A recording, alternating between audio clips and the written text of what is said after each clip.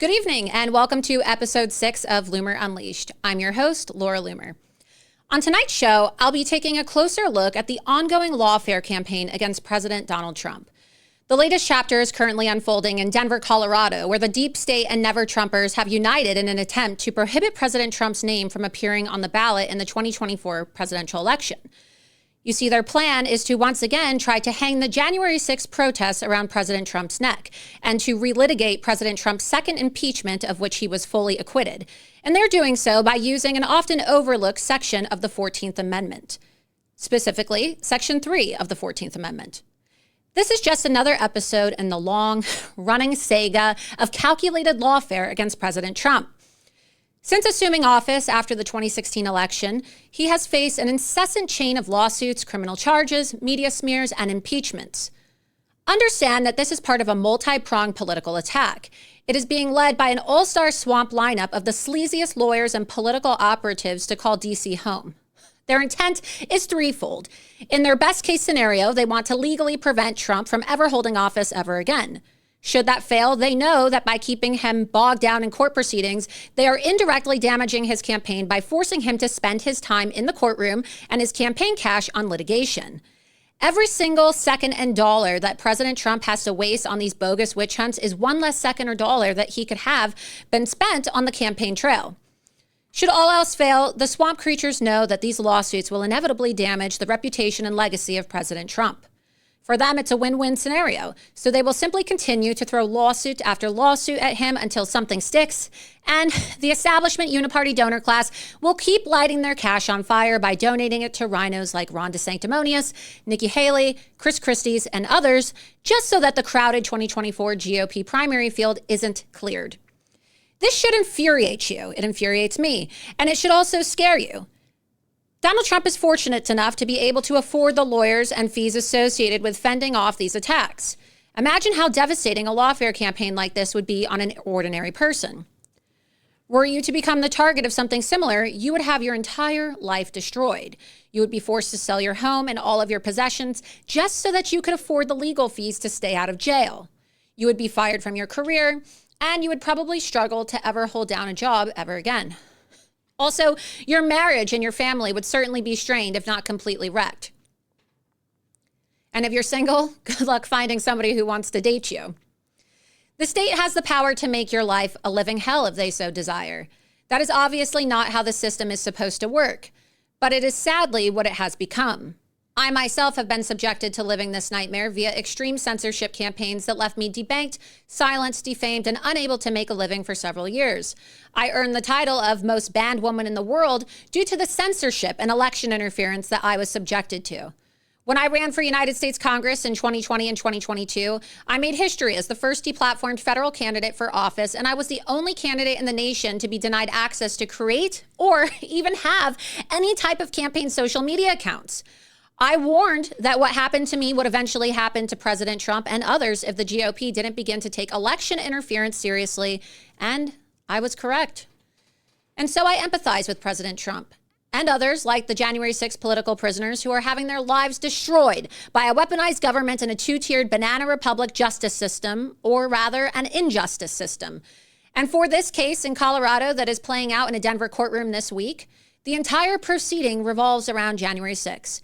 The argument, which originated in a lawsuit filed by a group called CREW, that's Citizens for Responsibility and Ethics in Washington, is that January 6th was a so-called insurrection that amounted to treason and that Donald Trump is responsible for it. There is a little clause towards the end of the 14th Amendment, Section 3 of the 14th Amendment, which for the record has been twisted and contorted over the years since the Civil War to, just wreak havoc. A lot of people really don't understand what Section 3 of the 14th Amendment means, but they pretend to. And we saw that play out in a courtroom this week with various witnesses giving their own interpretations, many off the mark, in their effort to demonize and eventually send President Donald Trump to prison and make it so that he can never be on the ballot in 2024. The clause essentially reads that anyone who has engaged in treason or insurrection against the United States can never hold office. Now, keep in mind that this was written to punish members of a confederacy after a long and bloody war. It was not meant to punish former presidents and American patriots in 2023 and 2024. In any case, we know that this is totally frivolous. And we also know that January 6th was not an insurrection. It was mostly led by federal informants, which is why I like to call it a Fedsurrection. We also know that President Trump was not responsible, nor did he really engage in January 6th at all, aside from giving a speech on the lawn in which he explicitly told people in attendance to be peaceful. It's on video. President Trump also infamously took to Twitter and called for people to go home. Who would bring such a frivolous case to court, you might ask? Well, the outfit responsible for that would be CREW, Citizens for Responsibility and Ethics in Washington. They are basically a left-wing harassment tank created to target Republicans with lawsuits. CREW pretends to be a 501c3 nonprofit, but in reality, they're operating in violation of their IRS tax-exempt status by participating in partisan political operations. They have been biting at Trump's ankles for years. In fact, they only waited 3 days after his inauguration to file their first lawsuit against him. CREW was founded by Norm Eisen and Melanie Sloan, a personal friend of Barack Obama, who would then go on to play a major role in his administration. Eisen has often been called the ethics czar, yet he has been one of the ringleaders in the witch hunt to expel Trump from politics. I don't think these people really understand the definition of ethics. Norm Eisen was also once employed by the ADL, which, as we all know, has led the charge of online censorship in the last few years. If you think Eisen, Sloan, or CREW is actually ethical, you are out of your mind. While constantly ragging on conservative organizations for so-called dark money, CREW quietly collects almost $6 million per year in donations, the origin of which they curiously never disclose. However, in a video that you're going to see tonight, I unearthed from this interview on C-SPAN a woman named Melanie Sloan, the founding executive director of CREW, who admitted during this interview when asked by the interviewer who CREW's largest donors were, that George Soros is the biggest donor to CREW. And so if you're wondering who exactly is funding this legal attack arm of the DNC against President Trump, the answer to that question is George Soros and his Open Societies Foundation. So no surprises there. Today was the 5th day of the trial of the hearings in Denver, Colorado, and it was the end of the witness testimony. Closing arguments are expected to take place in Colorado on November 15th. You will be shocked to learn that the presiding judge, a Democrat of course, Sarah B. Wallace, was appointed by Democrat Colorado Governor Jared Polis, a homosexual radical Democrat who was instrumental in turning Colorado blue back in the early 2000s with funding from George Soros. You'll also be shocked to hear that Wallace regularly donates to the Colorado Turnout Project, a PAC whose stated mission is, quote, defeating Lauren Boebert and electing Democrats. So while the fix appears to be in, this will certainly not be the end of this case or this battle. Should President Trump lose in trial in Colorado, this will absolutely be appealed all the way up to the United States Supreme Court. You can guarantee that. That sets the stage for a massive judicial battle in the middle of a presidential election year at the highest level, one that is likely going to decide the outcome of the 2024 presidential election. It sets a dangerous precedent in our country in which dark money and political operatives now have more say in the outcome of our elections than the individual votes of the American people. You can already hear the weeping and gnashing of teeth from the far left over the fact that President Trump appointed 3 of the court's justices. They will kvetch to no end that these 3 must recuse themselves, which is why, if you've noticed, for the last 2 years, the Democrats have been aggressively trying to impeach Justice Clarence Thomas. You see, their plan to steal the election from Donald Trump via lawfare in 2023 and 2024 has been in the works for many years now. That's why the feds helped stage January 6th. They needed a catalyst to spark their election rigging ahead of 2024 because they knew that even after stealing the election from President Trump in 2020, that he wasn't going to back down from a fight in 2024. If this frivolous and malicious lawsuit makes it that far, it will be an absolute mess and a travesty for our nation and the future of our elections.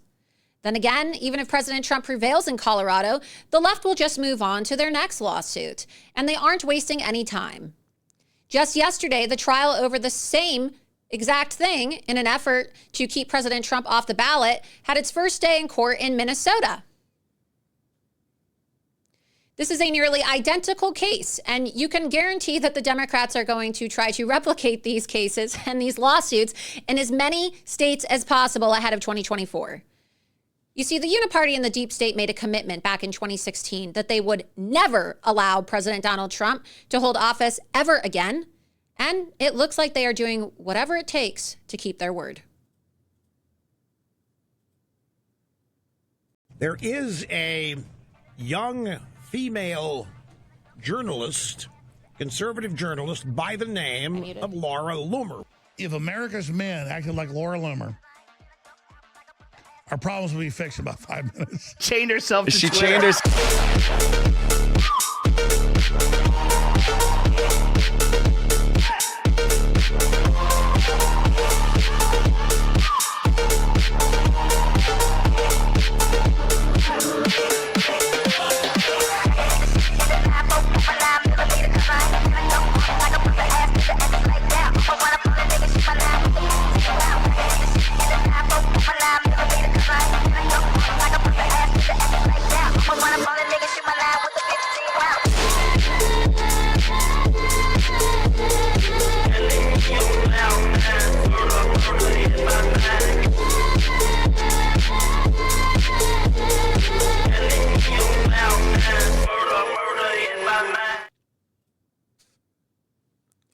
Thank you so much for tuning in to episode 6 of Loomer Unleashed. We have a really explosive episode for you tonight. As you know, I've been breaking stories all week exposing this dark money Democrat deep state operation to remove President Trump from the ballot in Colorado. And tonight I'm going to be joined by two great guests who are going to break this down for you so that you can understand what is going on and why you need to wake up and why everybody in this country needs to wake up, because people I've noticed this week are laughing at the absurdity of this case, because it is absurd, right? It's absurd, as I just laid out in my monologue, what's happening to President Donald Trump in a Colorado trial. Today, the witness testimonies concluded and closing arguments are expected to take place on November 15th. But you know, don't just think that this ruling is going to be in favor of President Trump. You see, I personally think that the judge is going to rule against Donald Trump, and that they're going to take this all the way to the Supreme Court and hold it over his head in an election year while you have these frivolous witch hunt criminal investigations against him taking place, so that you can have people like DeSantis and others say, you see, he's too unstable, we need to have somebody else. And that's their entire plan. That's why Ron DeSantis won't drop out, even though he's polling at 8%, because he has been told by the deep state that, oh, you know, don't worry, everything's secure for you, Ron. We're going to make it so that Donald Trump is ruled against, and there's going to be so much uncertainty, and you're going to see people are going to shift towards you. And so tonight I have great guests on. You're going to want to watch the whole way through. My first guest joining me in a few moments is going to be Dave Williams. Dave is actually the chairman of the Colorado GOP. And then after Dave, we're going to be joined by attorney John Pierce, who's a constitutional lawyer, a First Amendment lawyer. He has represented many high-profile clients. He's my lawyer, for full disclosure, but he's also represented Carter Page, who, you know, was caught up in the Russia hoax during the Trump administration. He's represented Rudy Giuliani, Kyle Rittenhouse, and many others. And so John is going to give his legal analysis and break down the legal argument of using Section 3 of the 14th Amendment to try to accuse President Trump of an insurrection so that he can't run for president in 2024.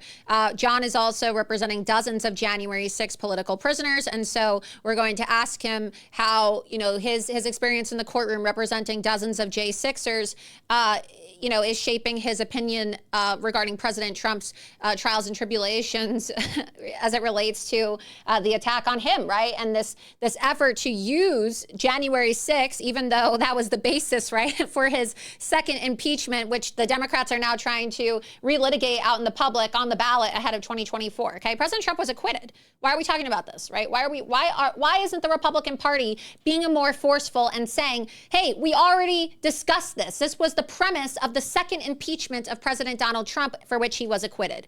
But again, I don't know if I'd rather watch paint dry or, if I'm going to just sit here and wait for the GOP to actually get smart on strategy and actually start holding people accountable, because it just doesn't really seem like anybody in Congress wants to do anything to address this. As we saw this last week, President Trump had this trial in Colorado, and yet you didn't really see much news coverage from the perspective of what Republicans were doing, because, oh yeah, that's right, the Republicans weren't doing anything to address this. We have a new Speaker of the House, Mike Johnson, who is too busy having a love affair with Israel and Ukraine, sending more of our money overseas instead of having a solid border proposal here to protect American citizens from an invasion. He wants to send money overseas to protect the borders of other countries. And you didn't really see any defense of Mike Johnson this week of President Donald Trump. In fact, Mike Johnson went so far as appointing a DeSantis donor as his policy director. And so, yeah, so much loyalty, right? President Trump posts a statement on Truth Social in support of you, Mike Johnson, saying that you'd be a good speaker, and then you're going to go hire DeSantis donors? Why is Mike Johnson, the Speaker of the House, trying to line his staff up with DeSantis donors ahead of these trials?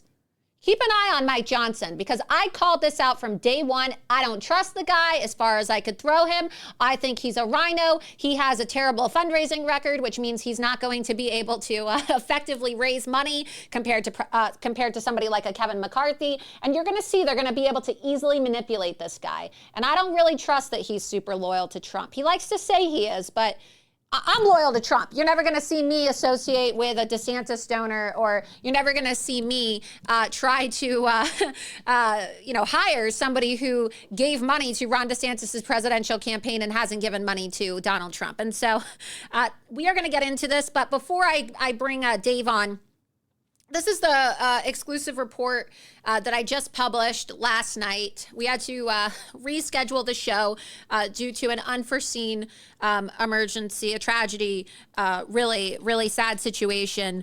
One of the producers and one of my friends here in the studio, amazing, talented guy, unfortunately passed away from a drug overdose, and he was just incredibly talented. And so I just want to take a moment of silence during this show that he should have been here to produce for me tonight, because I just want everybody to know that if you're enjoying the show, these last few episodes, he really did a lot to help make this show and the setup as wonderful as it is. And it's just really sad that we have such an epidemic in our country right now. And it also relates to the flow of drugs coming across our southern border that is tragically taking the lives of so many young people. Same age as me, by the way, 30 years old. And so we'll just take a moment of silence, because that's why we had to cancel the show last night. And we're doing the show tonight, but everybody in the studio is obviously very upset about this still.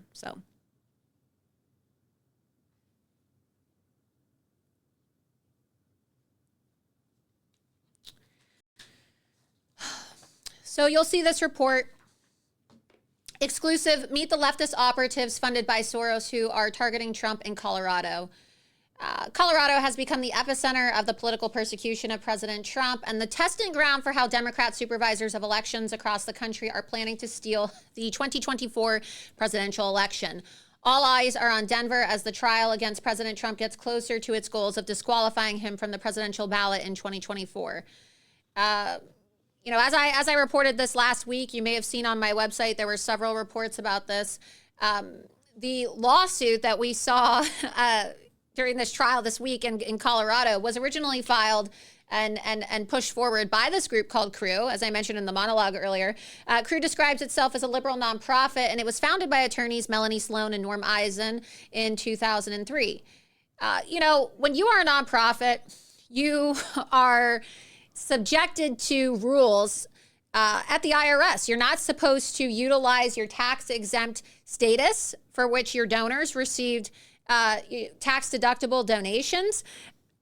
You're not allowed to then use those funds to carry out partisan political activities. And yet that's exactly what I discovered these individuals are doing. And so you continue with this article. In a video, and this is a video that I published earlier in the week from a C-SPAN interview, you see Crew co-founder Melanie Sloan wasn't shy about admitting the fact that George Soros was actually the biggest donor to Crew. And we're going to play that clip for you. I know I played it on the show earlier this week, but this is just so important because nobody wants to talk about this. My reporting this week has already received over 9 million views online on X. And so what my biggest concern is that if you're not on X, and I wouldn't be on X if I didn't get my account back in December, because obviously I'm still banned everywhere. But what about all these people that aren't on X who aren't going to see my report? They need to know. Right? So if you're watching, we're live right now. Please be sure that you're reposting this link, share it on your social media, because we want as many people to see this as possible. If you know people who are outraged about the attempts to take Donald Trump off the ballot, they need to tune into this episode tonight, because the information that I'm about to reveal to you is so explosive and so damning. And the question that everybody is going to leave here tonight asking is, where the hell is the GOP House Oversight Committee to launch an investigation into these progressive Democrat dark money operations and shell companies that are trying to illegally interfere in our elections? So go ahead, let's play this clip of Melanie Sloan saying that George Soros is the biggest donor to Crew. Who are some of the biggest donors you have, and is there a restriction on how much money they can give you? We don't have any restriction, but I would say our biggest donors are, for example, the Open Society Institute is a very big donor. And whose organization is that? Well, it's a foundation, but it's well known to be George Soros is the one who funds it. The Wallace Global Fund gives us money. The ARCA Foundation gives us money. Those are some of the big foundations where Carnegie Corporation gives us money. You do see a thread through the different sides in this, where a big donor like George Soros will give to an awful lot of progressive organizations. Does he ever ask for anything directly? No, and I have met him, and he's never asked for anything at all. And I meet with the program officer from the Open Society Institute, and they're very happy with what we do, and they're very keen on transparency. We're part of their democracy program. You heard it.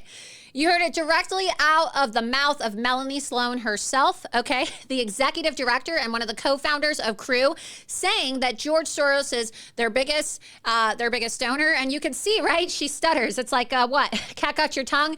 Oh, who are your biggest donors? She tries to dodge that question. Oh, well, we have a lot of donors. And then the interviewer, of course, asks her, oh, and whose organization is that? Open Society's Foundation.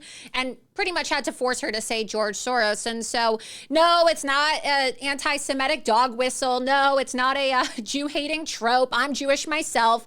What are they going to do? Call me a Jewish Nazi for blowing the whistle on George Soros tonight? Guess what? George Soros was a Nazi collaborator, okay? So I don't care, Media Matters, who's also based out of Colorado. I don't care, Democrat Party, if you want to clip this clip tonight and accuse people of pushing out anti-Semitic dog whistles, okay? Because George Soros is a Nazi, okay? Maybe he is a Jew. I don't know. But if he is, he's a Nazi Jew. And there are Nazi Jews. They're called capos. Look it up. Go revisit your history from the Second World War and the Holocaust, and you'll know what I'm talking about, so that you're not gaslighting the American people when we have evidence in front of our eyes that shows us that, yeah, George Soros did, in fact, fund all these Democrat operations that are trying to transform the electoral makeup of our country and steal the election from Donald Trump. And so joining me now to discuss all of this and the way that Colorado has become ground zero for the deep state's election rigging is Colorado GOP Chairman Dave Williams. Dave, thank you so much for joining me tonight. You bet. Thanks for having me, Laura. Of course, it's a pleasure to have you, especially since you were telling me earlier on the phone, and I just couldn't believe this, and you'll have to forgive me because I get so, I get so worked up over this stuff. I just can't believe that you haven't been interviewed this week. You told me that there are not right-wing publications, or that you really honestly haven't had a lot of media requests. Just if you could touch on that, please, because this is probably one of the most impactful stories and cases playing out in our country right now in Colorado. And you would think that that all the media or publications would be wanting to interview the head of the GOP in Colorado, since they're trying to take the leading Republican candidate off the ballot. If you could just, go ahead, introduce yourself, and maybe touch on that if you could. You bet. I'm Dave Williams, chairman of the Colorado Republican Party. We intervened in the case to try and stop these left-wing organizations, these Democrats, from interfering in our elections. And it's been quite shocking or surprising how very little the media has covered this.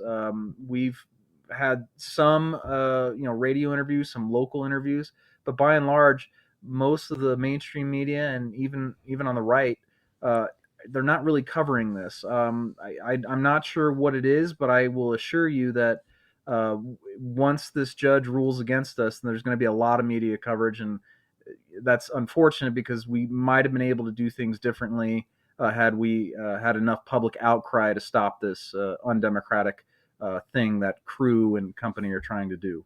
Right. Well, and what is your outlook of this trial? Because we saw today was the fifth day of the trial. Today was actually the last day of the witness testimonies, and we saw, opening statements from President Trump's legal team on Monday, in which they made a defense of free speech and the First Amendment, and also free and fair elections. And then, of course, we saw these progressive Democrats who are led by the general counsel for Crew. I believe his name is Donald Sherman, if I'm not mistaken. And this is a guy who is a rabid Black Lives Matter supporter. He worked for Democrat Senator Claire McCaskill.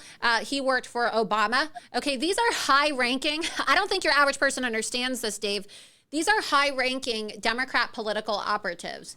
These aren't just random lawyers who they selected to take these cases. These are trained political operatives with deep ties to Colorado from organizations like Progress Now, Media Matters, and all of these, known leftist entities that are based out of Colorado, where Crew has their office, for the sake of, developing a template and a blueprint.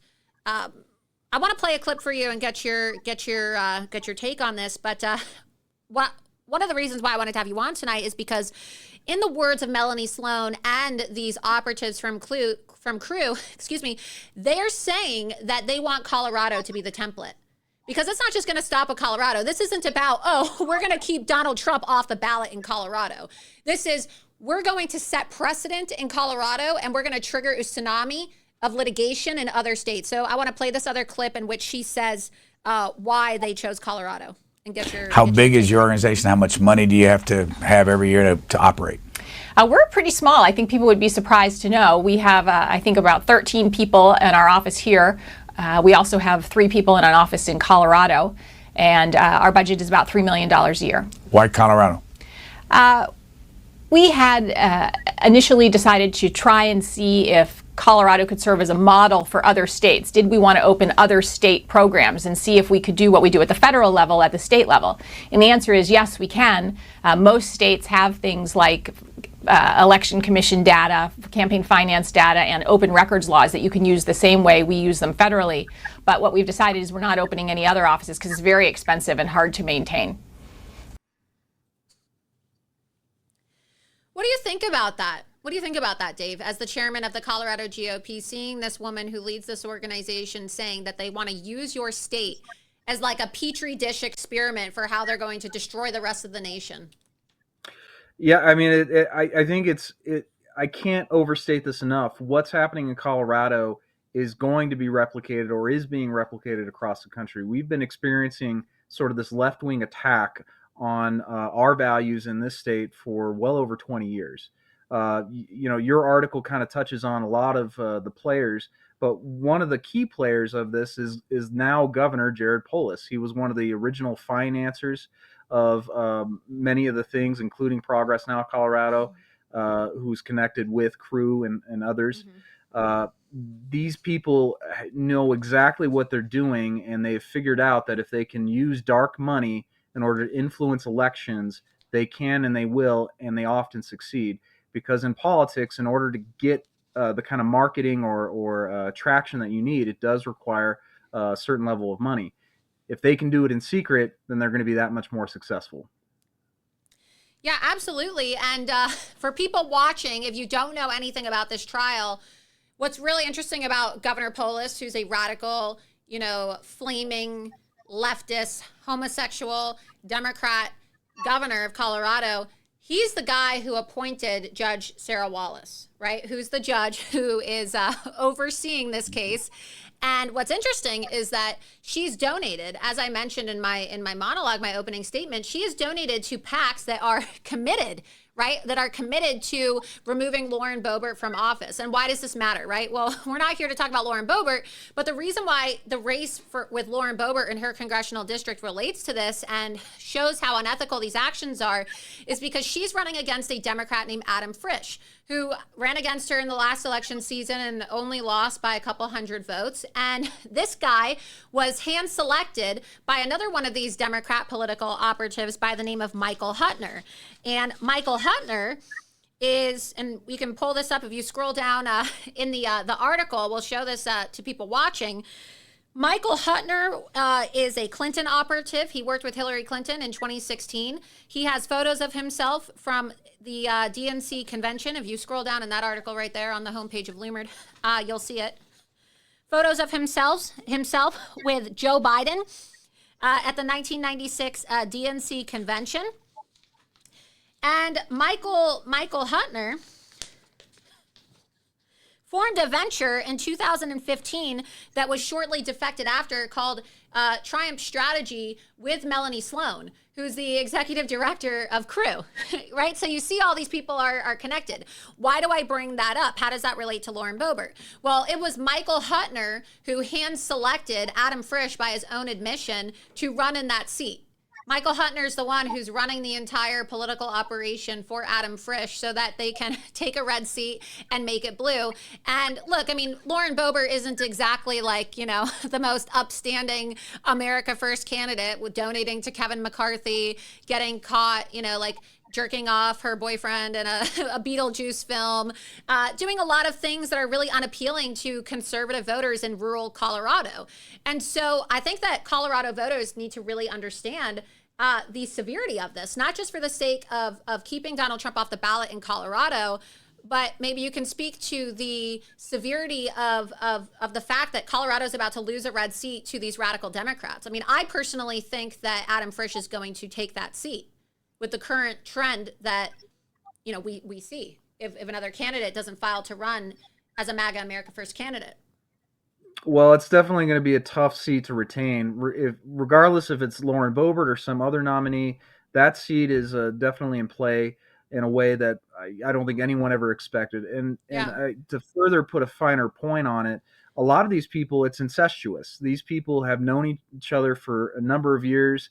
They've done whatever they can to hook or by crook influence the rules, change the rules, and do what they stuff the ballot boxes, do things that are completely un-American in order to win. And that's not only affecting Donald Trump's candidacy, that's affecting all the other major races that we do care about. Lauren Boebert's seat is very consequential because it could very well determine the majority status in the U.S. House of Representatives. So that is a top tier target, and they will continue to use dark money, outside money, to influence that election, but they'll do that everywhere else in the nation. Colorado used to be a pretty firm Republican state. Through their efforts illegally, and often, which is often the case, they've been able to flip this state and then change the rules with the political power that they've illicitly gained. I mean, there's so much to talk about. Act Blue is another thing that people really need to realize. A lot of these guys are using Act Blue as a way to launder money and attribute it to folks that didn't actually donate those amounts. So that's another aspect that's not even really being discussed. Yeah, and that's what these organizations are, right? Whether it be, Triumph Strategy or Media Matters for America or American Bridge or some of these, different PACs that have been set up by people like David Brock, who, of course, was the founder of Media Matters, which is another group that propped up coincidentally in Denver. What's really weird is that all of these very sinister, well-known leftist operations that are notorious, right, for smearing Republican candidates and have been attacking Donald Trump very aggressively for the last several years, they all seem to have propped up at the same exact time in Colorado. You said it yourself. Colorado has always been a red state. When John Kerry lost to George W. Bush in Colorado in 2004, every single year prior to that, with a couple few exceptions, Colorado had always been red for a presidential election year. But it was after that that you had Crew that propped up in 2003, Media Matters in 2004, Progress Now, okay, Michael Huttner's group in 2004. And then additionally, at the same exact time, you had Dominion voting machines, which is also headquartered out of Colorado, which, surprise, surprise, right? 2003, 2004 is when Dominion made its way. So what are the odds, right, that all of these progressive organizations that led the charge to, get Joe Biden elected, and Melanie Sloan and Norm Eisen, who are both founding members of Crew, they're both big donors to Joe Biden. I just broke that story earlier today as well. Do you think that other Republicans in Colorado are aware of this? Are you only just becoming aware of this, or is this well known in Colorado? Because I want to know why nothing's being done about this and why there's no investigations into this illegal use of nonprofits for the sake of moving dark money. Yeah, it's actually very well known. In fact, for your listeners and viewers, what's even more atrocious about this is that taxpayer dollars are likely being funneled into these dark money groups, these 501c3s that claim to not do politics, but they do politics. These things are happening, and it has been known. The reason we haven't really seen any sort of pushback or fight is because, unfortunately, we've had feckless, failed Republican leaders and strategists who have more in common with the Democrats, have more in common with the uniparty that we're seeing with every successive day that we start to wake up and pay attention to politics, who just don't want to do anything because they're not interested in freedom. They're not interested in America first. They're not interested in limited government. They're interested in helping their buddies raid the taxpayer coffers at our expense.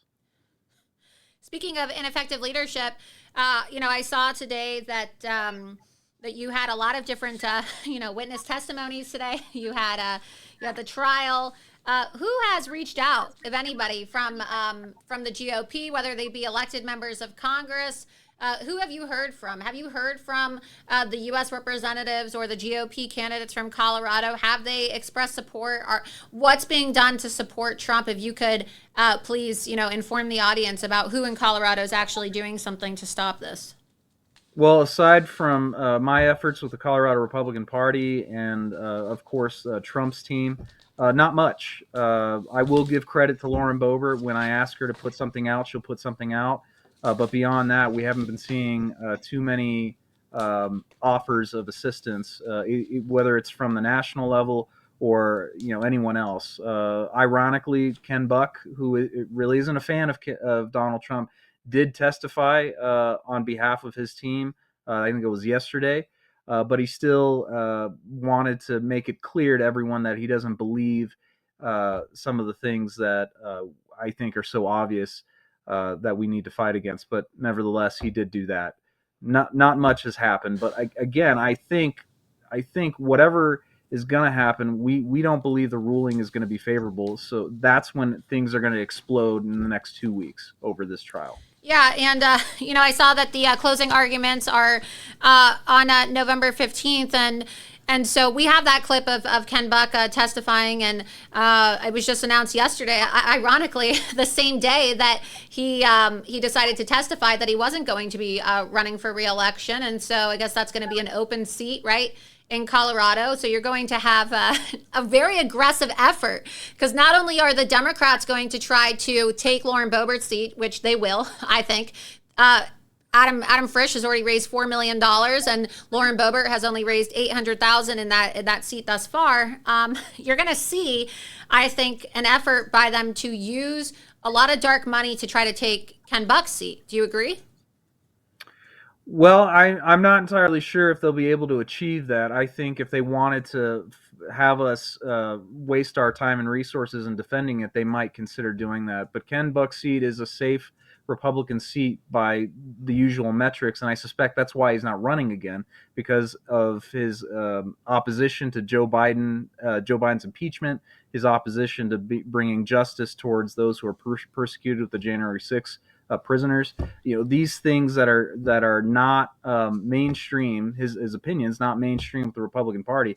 That's why I think he's not running, because he knows he can't run again. Right. But the thing is that Colorado was a safe Republican state, right? Colorado was a reliably red Republican state in a presidential election year. And so, we can't just go along and say, oh, well, it's a safe red seat, because as we have seen, the Democrats stole the election from Donald Trump in 2020, and everybody thought that it was in the bag for Donald Trump, right? And so I think that these dark money operations that we're seeing and the litigation that we're watching play out right now has the ability to transform deep red seats, right, or deep red Republican victories, and turn them into Democrat victories by literally stealing the seat through litigation, by unconstitutionally taking somebody off the ballot, And so how many others are they going to try to do that to? Because if they then are successful in getting Trump off the ballot in Colorado, will we start to see lawsuits filed against congressional candidates as well who said things like the election was stolen? I support the January 6th political prisoners. That's where we are in this country right now. And it clearly appears to be the fact that George Soros and these leftist organizations and the candidates, they buy seats. They bought Jared Polis, who then installed Judge Wallace. So in essence, you could really argue that because Polis is a creation of Soros money, Judge Wallace herself is also bought and paid for by George Soros. Yeah, there's not much I can disagree with you on. We tried to support the motion for her to recuse herself. Trump's team brought that forward because of the clear conflict of interest in the donations that she had as it related to January 6th and the supposed, insurrection, which it wasn't an insurrection, but nevertheless, it shows her bias early on. She decided not to do that.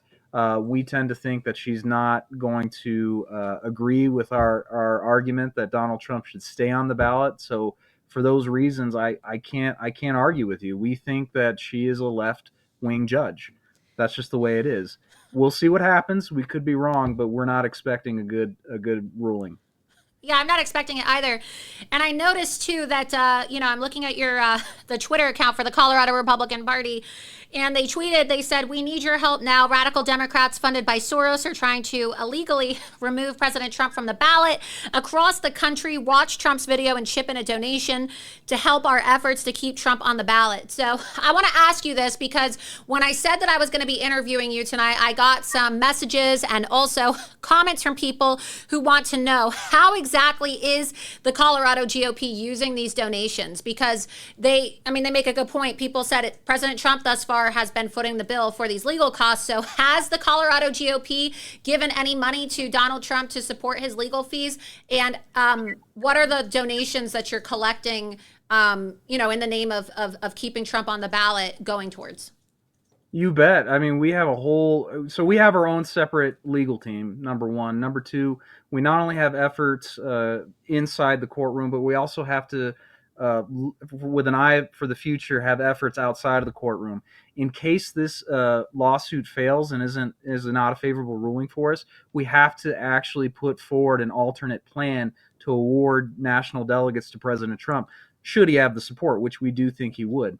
So that means we have to go to the RNC, we have to seek a waiver, we have to do a completely different process that ignores the statewide presidential primary and go to a caucus system. That means we have to pay for a caucus and put on an assembly where people can compete and become national delegates for Donald Trump. So there's a whole big effort inside and outside the courtroom to actually make all of this happen so that people can preserve the right to vote for Donald Trump should they want to.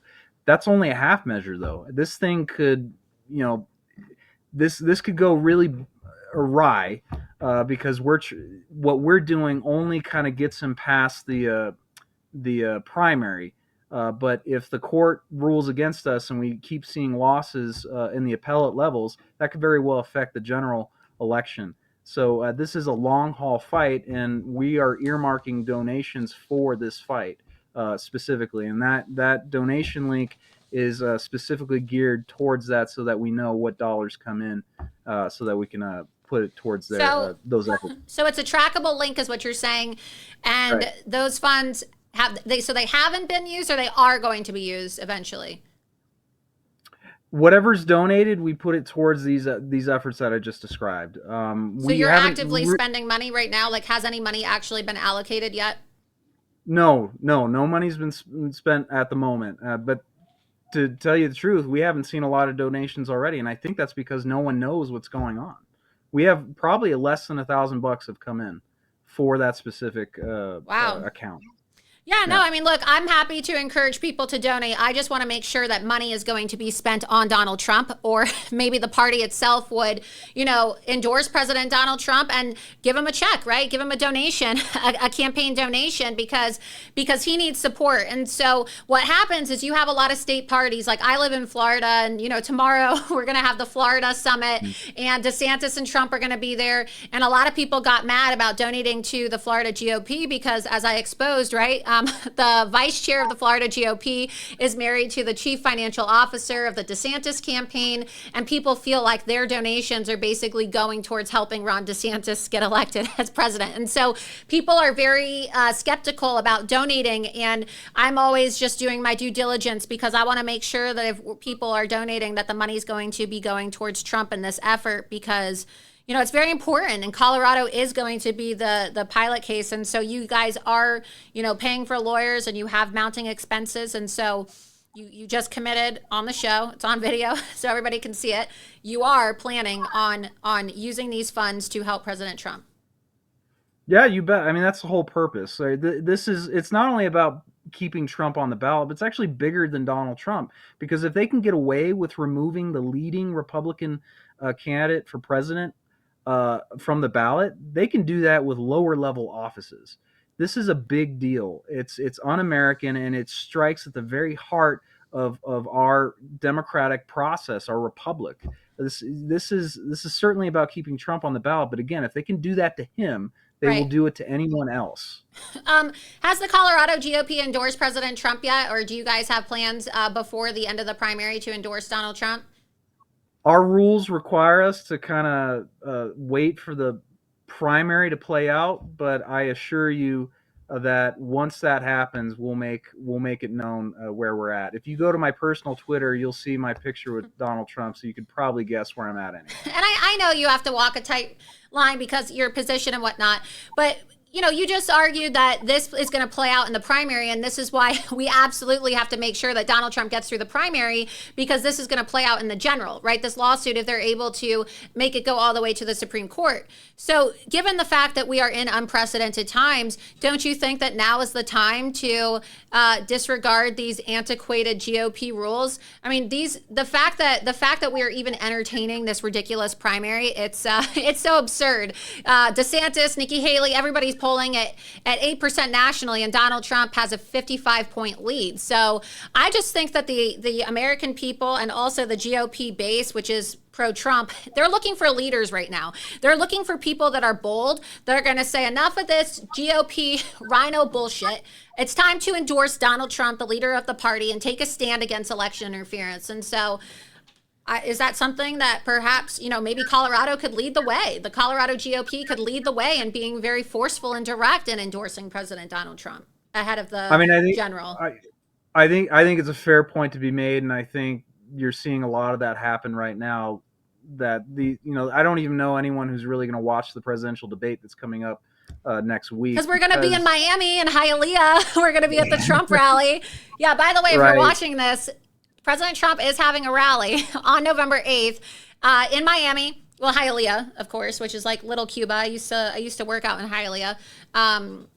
But he's having a rally at the same exact time as the presidential debate. So you're right. No one's going to watch it. Everybody's just going to be watching the Trump rally. Right. I mean, but getting to answer your question, as much as I could agree with you in principle, I am bound by my rules, and I'm bound by the membership that elected me, and they haven't changed those rules yet. I think there's an appetite growing for those rules to change, but until they do, I gotta I respect your answer. I just personally think, and obviously, people are entitled to their own personal opinions, but I believe that these rules keep us in the dark. Okay. I also think that these antiquated rules that we see in all states, right, even here in Florida, they allow for manipulation, they allow for election interference, and they allow for people to pretend like they are, acting in good faith when in reality they're not acting in good faith. And so I hope that Republicans start revolting around the nation in their own states and urging their state Republican parties to change these rules, because why would anyone want to take a loyalty oath to the Republican Party? Nobody should be loyal to any party. They should express their loyalty to an individual if they believe that that individual represents them. And I personally believe that Donald Trump is not only the leader of the Republican Party, but he's the only one. He's the only person on this planet and the only person in the GOP that is going to be able to help our country get back on track. And I do believe that the Republicans are actually aiding the Democrats right now in giving Joe Biden 4 more years by not putting an end to this ridiculous primary. Well, I have a feeling that this primary is going to end sooner than you think. You're already starting to see presidential candidates who are struggling to fundraise the necessary amount of money to continue to compete in Iowa and other earlier states. So I don't think it's going to last much longer. You would think that, but I want to play a clip for you too. Ron DeSantis, I don't know if you saw this clip, Dave. He was on MSNBC this week. It was a ridiculous interview. And the hosts from MSNBC were talking about the trial in Colorado. And they're like, oh, given the fact that Donald Trump, is now in trial and they're trying to remove him from the ballot, what do you think about this? Or do you think that people should vote for somebody who's removed from the ballot? And DeSantis goes, oh, no, absolutely not. And that's why I'm staying in, because Donald Trump isn't going to be on the ballot. It's almost like these deep state uniparty officials have given some of these candidates reassurances that oh, don't worry, stay in, because it's either that or these people have a serious humiliation fetish, because Ron DeSantis is getting mocked. I've never seen the right and the left unite. It's like that meme where you have the white hand and the black hand and the muscles flexing, and then it's like unity, right? Because we're so united in our disdain for Ron DeSantis. You have the left and the right mocking him on, late night comedy shows, and everyone's wondering, like, why is this guy still in the race? Because it's pretty clear that there's this effort, right, that some of these candidates were alerted to ahead of time. Well, let's play that clip if we have it of Ron DeSantis on MSNBC. Our panel, if Donald Trump is convicted, will you still, and he is the nominee, would you still support him? And you raised your hand. You're a lawyer. You've served in the Navy. You were well trained at the greatest schools. Do you really believe that a man who's convicted of, say, attempting to overturn the 2020 election or taking nuclear secrets back to his beach club, do you actually still, as we sit here today, believe that person should be president? So I signed a pledge, Willie, and that pledge is what it is. Now, do I think somebody under those circumstances could get elected president? The answer is no. That will not happen. I think that Republican voters will understand that as we get closer to voting. But it would be fatal in a general election. And I don't think the party should nominate in that situation. However, I signed the pledge. I'm a Republican. I don't think it's going to come to that, and I think we'll get the job done like we need to. But the reality is I signed it, and that's what I did. So you stand by that this morning? Yeah, when I signed the pledge, I knew you never know what's going to happen. It's a crazy process. People make different decisions, and I think my point of view on it was, I'm participating in this process. I've got the plan to win. We're going to win. At the same time, it's like you can't just take your ball and go home. You can't, on the one side of your mouth, say the country's in decline, Biden's failing, and on the other hand, say, I'm just going to pout if things don't go my way. So that was kind of my rationale for doing it. You'll notice he goes, this is exactly what I'm talking about, Dave. I signed the pledge. I'm a Republican. It's like, that's basically what Republicans are known for. Okay. This ridiculous 11th commandment, Reagan's rules. Oh, thou shalt not speak ill of another Republican, but, oh, it's okay if you want to have another Republican locked up in jail for the rest of his life and die in prison under false pretenses and false charges in a witch hunt. I don't know. What do you think about that clip? I just think that it reeks of phoniness and also deep state shenanigans. Well, there's a couple things. First off, anyone who talks about the 11th commandment, those are usually establishment types who don't want the grassroots to defend themselves after they've been Absolutely. attacked. That's number one. Number two, I actually am very sympathetic to Ron DeSantis on that one because he's trying to run for president, and it's clear by the polls kind of where he's at. And so he doesn't want to say, he doesn't want to talk about his opponent. He wants to talk about his candidacy and why he thinks he's great. But these news anchors are trying to get him to talk about Trump and what happens if this, that, and the other. So he's in a rock and a hard place when he answers these types of questions. Do I think for 1 second that he wants to support Donald Trump? No. I think that should be apparent and evident because he's running against him. So, what do you, if you're in his shoes, what do you do? And I don't know if he could have answered it any better than he did. Well, I want to play this clip too. We have the clip from Ken Buck testifying, and I want to get your take on that as well. So play that. And it is important to have I believe, the full picture in a situation like the January 6th investigation. It's like going into a courtroom as a prosecutor and not having a defense counsel or defendant. I think in order to be able to judge someone's culpability, you've got to be able to hear both sides of the story. And in this case, there was not another side. So it's really interesting, right? Because Ken Buck has a Republican seat, and this is a guy who is known for not supporting Donald Trump, right? As you touted on or highlighted earlier, and yet he was brought in as a witness in defense of President Trump, ironically, in this trial this week in Colorado, because he gave a perspective as a member of Congress who doesn't necessarily like Donald Trump of how biased Nancy Pelosi's Gestapo-like J6 committee is. What's your take on his testimony this week, or today rather, in Colorado? Well, there's a lot to unpack on that one because myself and the base of our party, we don't agree with a lot of the recent statements and actions by Ken Buck. With that said, I think he probably served a useful role in communicating to the judge that regardless of what he thinks, the January 6th committee was one-sided and biased. He could have been a lot more forceful about it. He could have been a lot more direct about it, but that was his testimony. And at the very least on the margins, that should be helpful for the case as it proceeds up the appellate level. Right.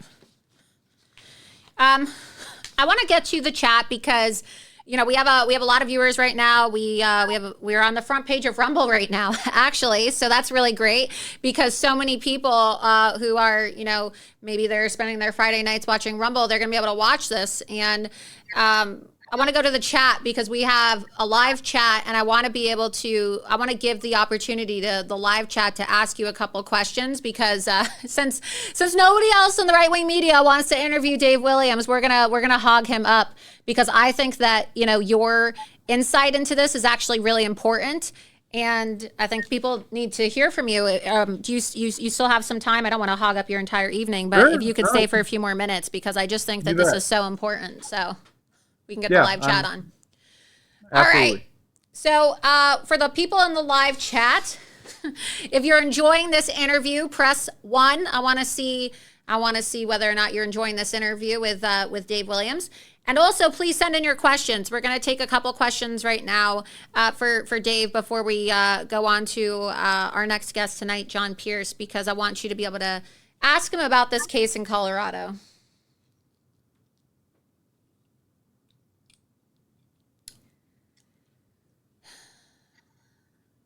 Let's see. Any questions? Let's see. People are putting in their questions right now. While we're waiting for a question to come in, I also want to highlight what's really interesting. Oh, we have one. We have a super chat. What is the Colorado GOP doing to support Tina Peters? What? We offered Tina a role with our party to be in charge of election integrity, and we just haven't been able to ink that deal completely. It's sort of in a back and forth process.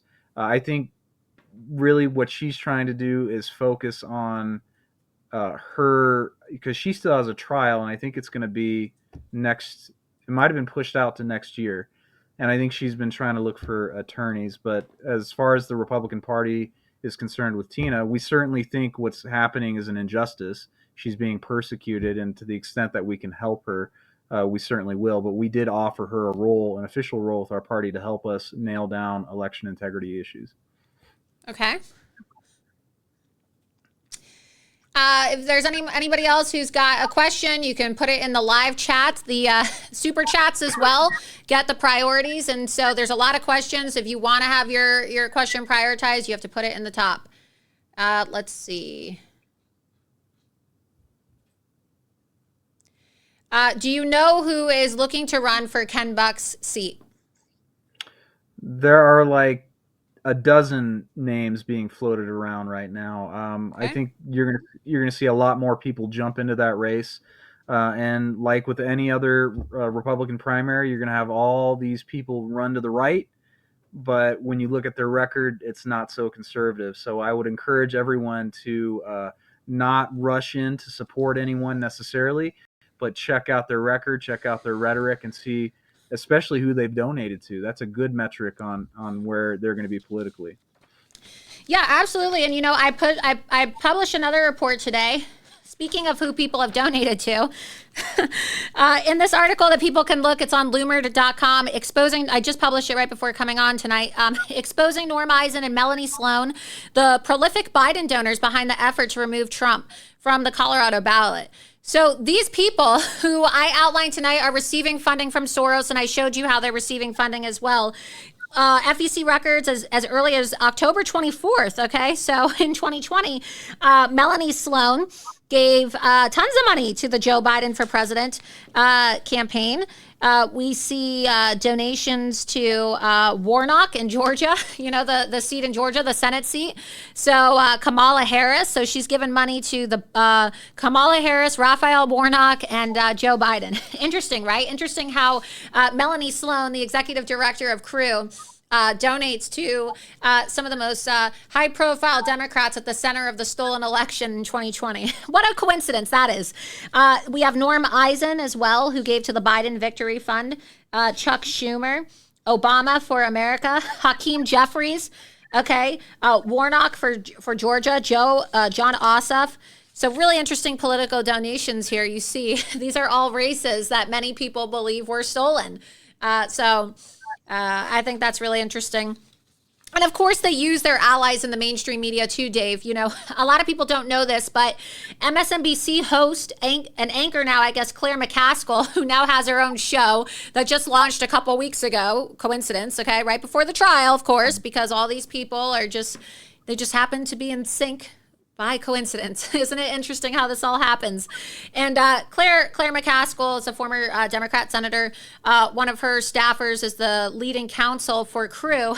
And Claire McCaskill is also a board member of Crew. What do you think about this? Members of the media being members of this organization as they get to control the narrative to the American people regarding this trial, Dave? There's no such thing as a coincidence, right? And anyone who tells you there's no such thing as a conspiracy doesn't really understand the history of politics or this country. It's no secret that Democrat left-wing politicians, organizations are in bed with mainstream media. In fact, the only difference between the Democrat Party or these left-wing organizations and the media is that the media doesn't have to disclose its financial behavior. They are nothing more than the PR wing of the Democrat Party, and their job is to further a false narrative to smear conservatives. We have a question from Ricky Sky in the chat. Do you think that Lauren Boebert jerking off a leftist in public will get her primaried, or is her voting to keep Kevin the Rhino going to be the thing that costs her seat? She's already getting primaried. There are two primary challengers already, and since the controversy that she found herself in, one of her primary opponents, named Jeff Hurd, has seen an uptick in support financially. That's another question too. Thank you for answering that, and actually, not dodging the questions. I appreciate that. Someone said, "What's Dave Williams' view on Lauren's challenger, Jeff Hurd?" So I know you were just about to get into that. That's one of the other questions we have tonight. I think ultimately these primary challenges against Lauren Boebert are a waste of time because in Colorado we don't have a runoff system; we have a plurality system. So uh, Jeff Hurd and this other individual, Russ, I think his name's Russ Andrews, he and him are going to split the anti-Lauren Boebert vote, and Lauren is going to win with a plurality. So if they truly want to win or compete, then you're going to have to take Lauren Boebert one-on-one. And that's still a hard proposition because there is going to be soft money support from third-party groups that want to protect Lauren Boebert for right or wrong reasons. It's up to you.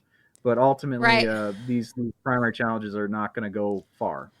Well, I think that she's going to lose in the general, though, because as I highlighted earlier, this guy, Michael Huttner of Progress Now, who works with Melanie Sloan, okay, he was appointed actually, he was made, he was, founder of Progress Now, and he's also the former CEO of Fenton Communications. Now, Fenton Communications, okay, was founded by a guy by the name of David Fenton in 1982, and a lot of people don't know who David Fenton is. He's another one of these deep state operatives, and he's actually George Soros's right-hand man. And so David Fenton brings on Michael Huttner of Progress Now, Denver, Colorado, to be the CEO of Fenton Communications, which does the communications work for George Soros. Okay, so basically he's the CEO, this Michael Huttner, of George Soros's personal communications firm. And then he's the guy who hand-selected, this Michael Huttner, hand-selected Adam Frisch to run against Lauren Boebert. And so that's what people need to be paying attention to. Really interesting stuff here going on.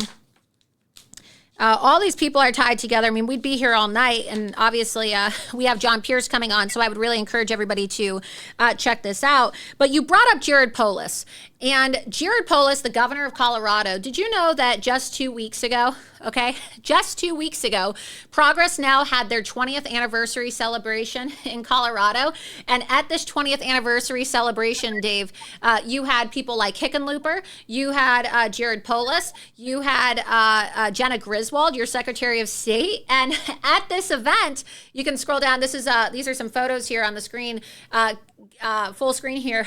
Governor Jared Polis helped Progress Now. He was a former advisory board member of Progress Now, and Jenna Griswold, the Secretary of State, is there with these operatives. So I already showed you how Michael Huttner and Melanie Sloan are together, and yet she's hanging out with these same people at this Progress Now event hosted by Michael Huttner in Denver. So she should have to recuse herself because she's clearly an associate of a colleague. We already know that Soros funds her as well. Are there any efforts being made by the Colorado GOP to try to get Jenna Griswold to recuse herself? Like, how can this lady actually oversee an election when she's attending parties with the people trying to get Trump off the ballot? Yeah, we do have an election integrity committee that's headed up by a great patriot, and they're looking for ways to ensure that we can stop her from doing what she does so often. She's a hyper partisan. She puts her thumb on the scale all the time. And one thing we do want to do is reach out to Judicial Watch because they sued Jenna Griswold over our dirty voter rolls, and we want to make sure that the settlement that they had received is actually being adhered to. And because if it's not, then we can spring into action and go to court and help drive her or put her in a corner where she would have to comply with at least some of the good laws that we still have on the books. Yeah, here's this photo from the 20th, as recently as October 14th, 2023. Colorado Secretary of State Jenna Griswold, Michael Huttner, Governor Polis, Democrat U.S. Senator John Hickenlooper, and also Colorado State Senator Jesse Danielson were all photographed together at the 20th anniversary celebration of Progress Now in Colorado. Governor Polis is a founding board member of Progress Now and was previously mentioned. Michael Huttner is the founder. So here's a photo of your Secretary of State hanging out with at this party hosted by the same people tied in with Crew, okay? State Senator Jesse Danielson, U.S. Senator John Hickenlooper, and Jenna Griswold all hanging out together. Yeah, again, I can't overstate it. This is all incestuous. These people have known each other for 20 years or so, give or take, and they have been ruining our state and trying to ruin our country. Jared Polis wants to run for president. A lot of people don't understand this. And for 2028, Jared Polis is going to run, and he's probably going to have a lot of money behind his. I don't know if he'll be able to win the nomination against someone like Gavin Newsom, but he wants to be president. Well, I hate to break it to Colorado Governor Jared Polis. If he has a fancy for trying to secure the title of first homosexual president, Barack Hussein Obama already holds that title, buddy. So you're not going to be anything special. Anyway, continuing on in this article. You can see for yourself the photographs from these parties. One of the pillows that they had on display at this event was "Sorry about Dear America, sorry about Lauren Boebert. Sincerely, most of Colorado." I mean, it probably should say most of America if we're being honest, which is why she's getting primaried. But still, totally inappropriate for the Secretary of State to be in attendance where this activity is taking place. If I was Lauren Boebert, I wouldn't feel comfortable about this at all, right? If I was a Republican voter, I wouldn't feel comfortable about this at all. You have the Secretary of State, Democrat, obviously, Jenna Griswold, openly photographing herself at this event where they have hyper-partisan, anti-Trump and anti-Republican candidate materials. Yeah, look, there are no fair elections in Colorado, all right? We have a hyper-partisan election official, Jenna Griswold, who puts her thumb on the scale. No question about that. She doesn't want to enforce cleaning up the voter rolls. She doesn't want to enforce signature verification. She doesn't want to keep Donald Trump on the ballot, even though he's a qualified candidate and should be allowed on the ballot. She does everything possible to do things that undermine our actual democratic processes. And every opportunity we can to hold her in check, we will. And before I let you go, I do want to get your take on this. President Donald Trump did release a video statement about the trial in Colorado. He released this statement on True Social the other day about how Soros-funded political operatives are trying to kick him off the ballot. Let's go ahead. I want to get your take on this video. We're going to play this video now. A fake trial is currently taking place to try and illegally remove my name from the ballot. I often say that 2024 will be the most important election in the history of our country. The reason for that and that statement is that our country is being destroyed by people that have no idea what they're doing, or even worse, they may very well have an idea. They may hate our country, and they may want to see it destroyed. But it may also be the last election we ever have. If this election doesn't work, if this election is rigged and stolen, if bad things happen, our country will not survive. If Crooked Joe and the Democrats get away with removing my name from the ballot, then there will never be a free election in America again. We will have become a dictatorship where your president is chosen for you. You will no longer have a vote, or certainly won't have a meaningful vote. And you could say, frankly, that that has already begun. This truly is our final chance to save America, and with the 2024 election now less than 1 year away, this is your chance to take a stand against tyrants that support the one and only movement that can save our country and make America great again. We must win in 2024. If we don't win, we will not have a country. If we do win, we will make America greater than it's ever been before. Thank you.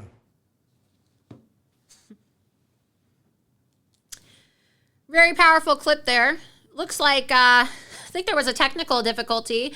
John Pierce is about to call in any moment now. He's our next guest tonight, but Dave seems to have disconnected. So we're going to try to connect him again so that he can give his closing remarks before we get John on. So in the meantime, though, in response to this video, it was very sad, right, to have to see this video statement from President Trump. I mean, the position that they have him in. Oh, we have him back now, Dave. So, Dave, as I was saying, and I'm sure you saw that clip, unfortunately, a bit of a technical difficulty there, but you're back. I wanted to get your take on this video, what you think about Trump's demeanor in it. We see General Flynn this week You can scroll up on the screen and look at this tweet from the article. If you scroll up, you can see General Flynn responded to this, and he actually retweeted my video and said, "This video below of real Donald Trump is a sobering message for all Americans, like Trump or not. For him to be speaking like this is a sign of the times that we are currently facing. America is under siege by a takeover of our federal system of government, as well as many of the," and you'll have to go on and read it later because the screenshot cuts off there. But ultimately, even General Flynn, who I saw the other day at the screening of Police State at Mar-a-Lago, we were talking about this, and he goes, "Oh man," he goes, "I just hated to see Trump in that position." That was a really sobering message, and it, he even said it sounds like a message of desperation. Not that Donald Trump is desperate, but that I don't expect there to be a favorable ruling for President Trump. And so it's a desperate situation, because how are you supposed to get a fair trial in America when the courts are rigged against you? And so really sad to see, such powerful figures in our country come out and admit, not defeat, but just admit that, look, guys, like, it's not going to matter anymore because we're not going to have fair elections, and we're not going to have a fair justice system because it's all so corrupt. Your thoughts on this? Right. Look, this is what your viewers and your listeners need to understand. The worst president in the 21st century is afraid of losing to the greatest president that we've seen. That is what you guys need to know. They are trying, by hook or by crook, trying to keep Donald Trump off the ballot because they're afraid that they're going to lose power. They're the true insurrectionists. They're the people that are really trying to undermine democracy in our elections, because they know that if it comes down to a fair fight, Donald Trump is going to defeat Joe Biden every day of the week. Yeah, absolutely. Absolutely. And with that, any last comments? I know you said that you've been following this closely. Are you planning on going to the closing statements on November 15th in Colorado? Yeah, I actually do plan on being there in person. I want to see this get wrapped up, okay, and see Donald Trump team and our team put together a good closing argument. Again, we're not certain that it's going to matter for the judge that's deciding this, but we do feel that we're going to win on appeal if it goes all the way to the U.S. Supreme Court. Well, that's really great. And, we all have to be fighting for President Trump. And hopefully people watching tonight now have a better understanding of these dark money operatives. And, it's not just George Soros, right?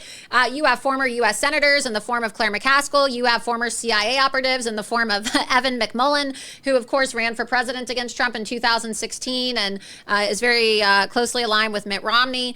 You have so-called libertarians, Republicans, and Democrats in the deep state that have all aligned with this group crew to try to take President Trump out. And so this is a battle that everybody needs to, be paying attention to.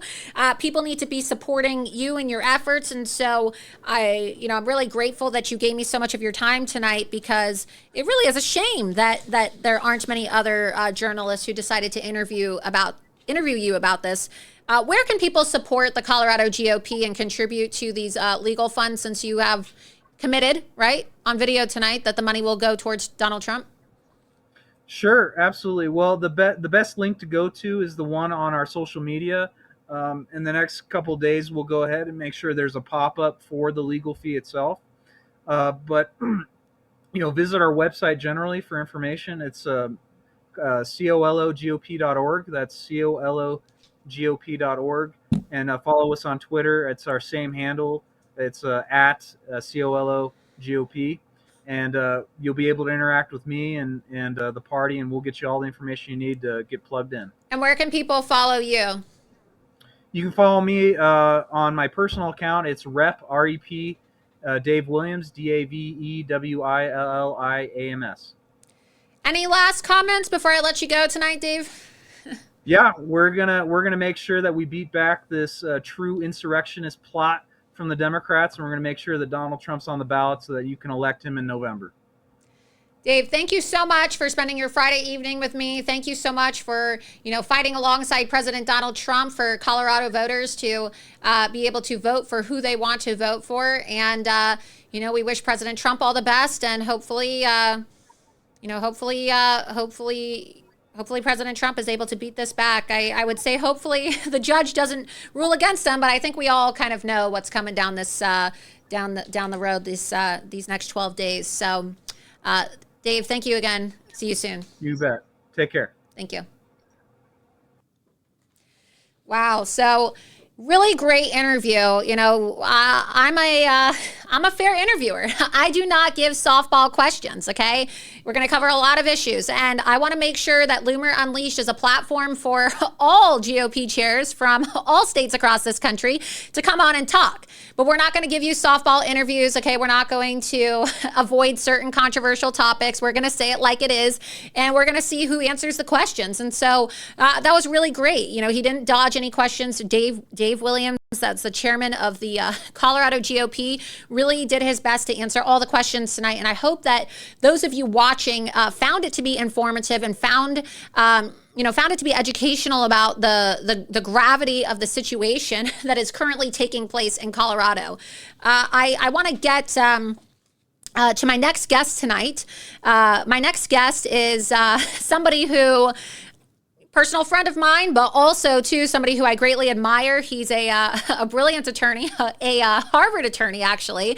He's my attorney. He represents me in my RICO case against Facebook and Twitter, but also John has represented many high-profile conservative clients who have been demonized for their support of President Trump. He was able to get a pardon for George Papadopoulos. He was able to represent Rudy Giuliani in his Ukraine case. He represented Carter Page in the FISA lawsuit, and he also represented Kyle Rittenhouse when the Democrats were trying to destroy the Second Amendment. And so with that, I want to welcome my next guest, John Pierce, superstar attorney and founder of the NCLU. John, it's so great to see you tonight. How are you?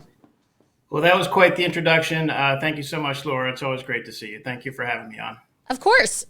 You know, you are brilliant. Obviously, you were...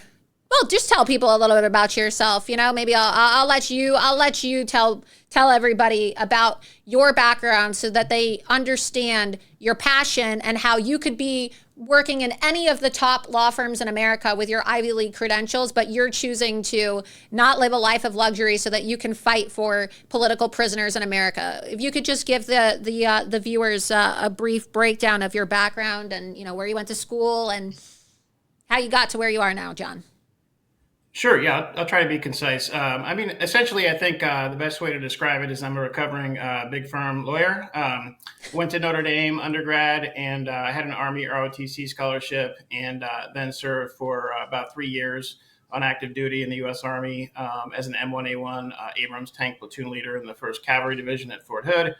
I was airborne and all that kind of stuff. And then I guess somebody in Cambridge, Massachusetts, in the admissions office made some kind of mistake, and I snuck my way into Harvard Law School up there. Managed to get on the law review. Actually, I'm convinced that's because it was an anonymous competition, so they didn't know who I was. But after that, essentially worked in the big global elite law firms, for lack of a better way to put it, for about 15, 16 years. And was a partner at some of the big law firms like Quinn Emanuel and Latham and Watkins. And eventually, just really, wasn't the right fit for me. Kind of got tired of working for the big corporations, et cetera. And so I started my own firm at the end of 2016, beginning of 2017. And, it really happened to be just at the time, right after President Trump got elected and right before he was inaugurated. And, kind of unbeknownst to me, even though I kind of followed the news, all these things were really percolating with respect to the Russia hoax kind of at that time. And about a year later, I got hooked up with George Papadopoulos. He saw one of my partners on Fox News giving an interview about his case. So represented him, ultimately got him pardoned by President Trump. That led to me representing Carter Page in all of his FISA abuse litigations. And we look forward to that ultimately going to trial in D.C. Once some things get overturned on appeal in that big case. And that led to representing Mayor Giuliani, Tulsi Gabbard. I'm the one that Hilla jumped in there to Kenosha to represent Kyle Rittenhouse and fight for the Second Amendment, the right of self-defense. That led to immediately January 6th. And as you know, and you've been a huge help on this front, in a way few people have, representing dozens of January 6 defendants. We're actually in a felony trial right now. And of course, your case is incredibly important. The big tech tyranny case, the civil RICO case against Twitter and Facebook and Zuckerberg, Dorsey, the FBI, et cetera. Some election interference work related actually to your last election that you actually won, and some vaccine mandate litigation. So it's really been a tsunami of work in the last several years because of what's going on in the country. Yeah, absolutely, John. And I know that right now you are currently representing through NCLU, if you can touch on that too, dozens of January 6 political prisoners. And, you're helping these people. You gave up your life of luxury. You were working for a very fancy law firm, Quinn Emanuel, which is known as one of the most ritzy law firms in America, making a lot of money. And you gave it all up to basically live in hotel rooms so that you can just take care of J6 political prisoners who can't necessarily even afford their own legal fees. And so you've certainly made a lot of sacrifices in order to help people. A lot of lawyers get a bad rap because, let's be honest, a lot of lawyers are just money-hungry snakes who want to basically take all their clients' money and then they drop them like a hot potato when they don't have any more money to pay them. And I have personally witnessed John on the phone with clients crying, saying, "Oh, I just don't have any money. I feel like my wife is going to leave me. I feel like, I have nothing left." And John has said, "Don't worry, I'm never going to abandon you. We're going to get through this." And so, I can truly speak to the testament of his character and how much he has really sacrificed and invested into helping these J6ers. And of course, John's a big Trump supporter too, which we love because we love Trump here at Loomer Unleashed. So John, I brought you on tonight because I remember going to DC with you and sitting in these trials, right? Watching them, especially the Proud Boys trial. And you said, "Oh, I'm calling it now. They're going to try to use Section 3 of the 14th Amendment to keep Donald Trump off of the ballot by accusing him of an insurrection. And they're going to try to charge him with seditious conspiracy." And I don't know, maybe you're a psychic too, because everything that you said turned out to happen. It turned out to be true. And I got so annoyed watching these ridiculous legal experts. They had this guy that looked like a human Dumbo testifying as some expert in the trial this week about Section 3 of the 14th Amendment, but it doesn't really seem like they know what they're talking about.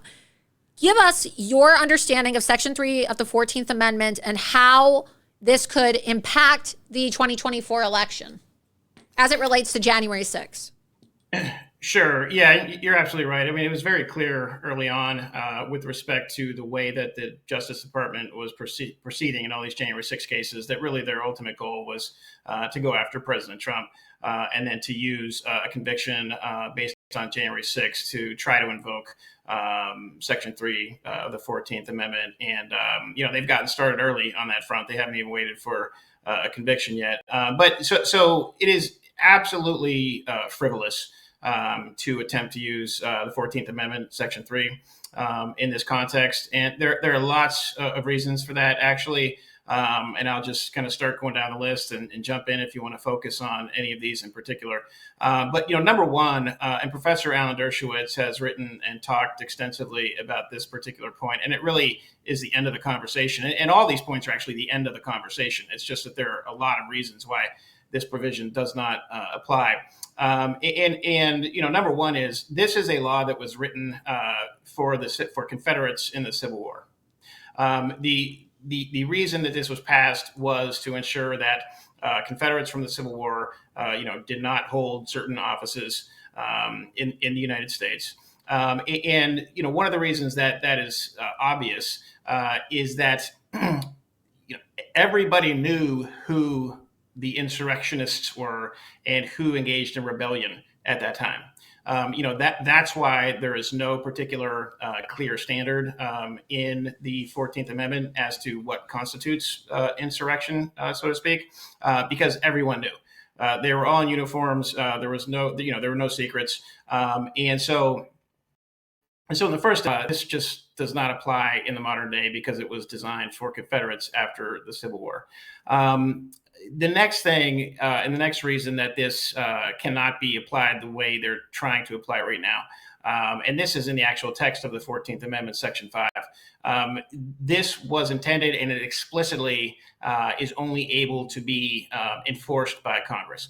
So if you look at Section 5 of the 14th Amendment, it makes clear that Congress is the entity that can enforce the provisions of the 14th Amendment. And so, you can't have a state courts all across the country attempting to, litigate this question under the 14th Amendment. Just the text makes clear that Congress is the one to enforce it. The third reason, also based on the text of the 14th Amendment, is that it does not actually apply to the office of the presidency. So if you look at the text of the 14th Amendment, it speaks specifically about congressmen and senators and then electors to the vice presidency and the presidency. If it were intended to apply to the presidency itself, it would have stated that explicitly, because it's very clear that they were able to state that with respect to the electors of those offices, but they do not identify those offices specifically. Another reason is really just a practical reason, and that is that this would hamstring an unknown number of candidates in the future, all up and down the ballot. If you had local state courts or secretaries of state or clerks of court or anything like that who are able to essentially self-enforce this provision of the 14th Amendment, that's not practicable, and it cannot be what was intended when it was drafted. Another point, as you know, and as the Department of Justice knows, there was no insurrection. There have been no charges for insurrection. There is absolutely no evidence that there was an insurrection, and I think the vast majority of the people in America after the last few years are seeing that the evidence is clear that whatever happened on January 6th, it was not an insurrection in any way that was intended under the 14th Amendment. Finally, the final couple of points. This has already been litigated. I think you've mentioned that a few times. This has already been litigated in Congress. The second impeachment trial related specifically to this. President Trump was acquitted, and this is not the kind of thing that can be really relitigated in state courts around the country.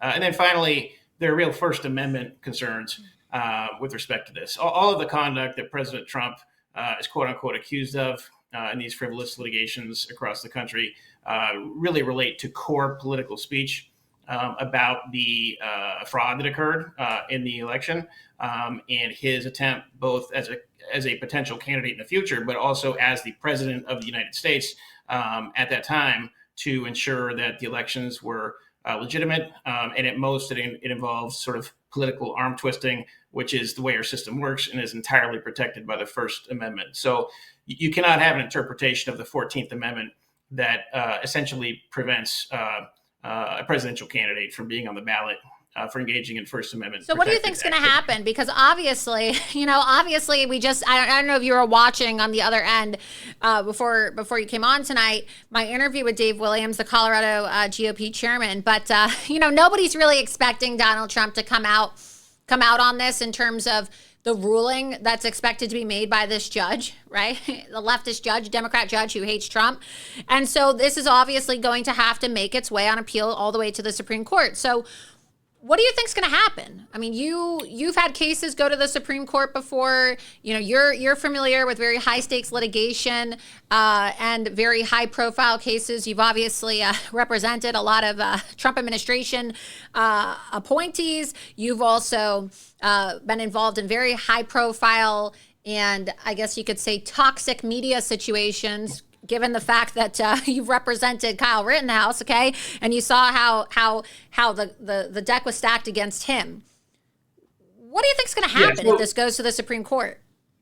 Well, first and foremost, I mean, there's no question that the judge is going to find that he should be kicked off the ballot. I mean, the deck is stacked against him completely. This is all coordinated beforehand. As always, your great investigative work has revealed that this is, a bit long in the planning. This is a coordinated effort. This is lawfare. It's funded by dark money. It's funded by Soros. It's funded by the Democratic Party. So it's a foregone conclusion that the judge is going to, in the first instance, rule that he should be kicked off the ballot. I think the key thing is that President Trump and his legal team, they really need to go on offense. They need to immediately take this issue as fast as they can to the U.S. Supreme Court. I don't, you have to research the procedures exactly in terms of how it works in Colorado, but I don't think it's really worth them even trying to go to the Colorado Supreme Court. They may have to exhaust that path potentially and then go to the U.S. Supreme Court, but they need to get this in front of the U.S. Supreme Court quickly and get it dealt with decisively and get a ruling that the 14th Amendment does not apply here. Because what you're going to see is that these proceedings are now going to pop up all over the country. They're going to sprout in every state, all over the place. And from a practical standpoint, if he doesn't get this dealt with decisively, he's going to be stretched so thin with respect to this kind of lawfare that it's just going to be very difficult for him to, to function, to campaign, to raise money. Well, it's already, look, I think that it's really energized the base in terms of people donating to support him. He broke fundraising records when, he's arrested in Fulton County, Georgia, and he had the mug shot. So I think this is energizing people. But you're absolutely right. I mean, I'm looking at an article now here. Exactly what you said, John. These lawsuits are going to be replicated in other states.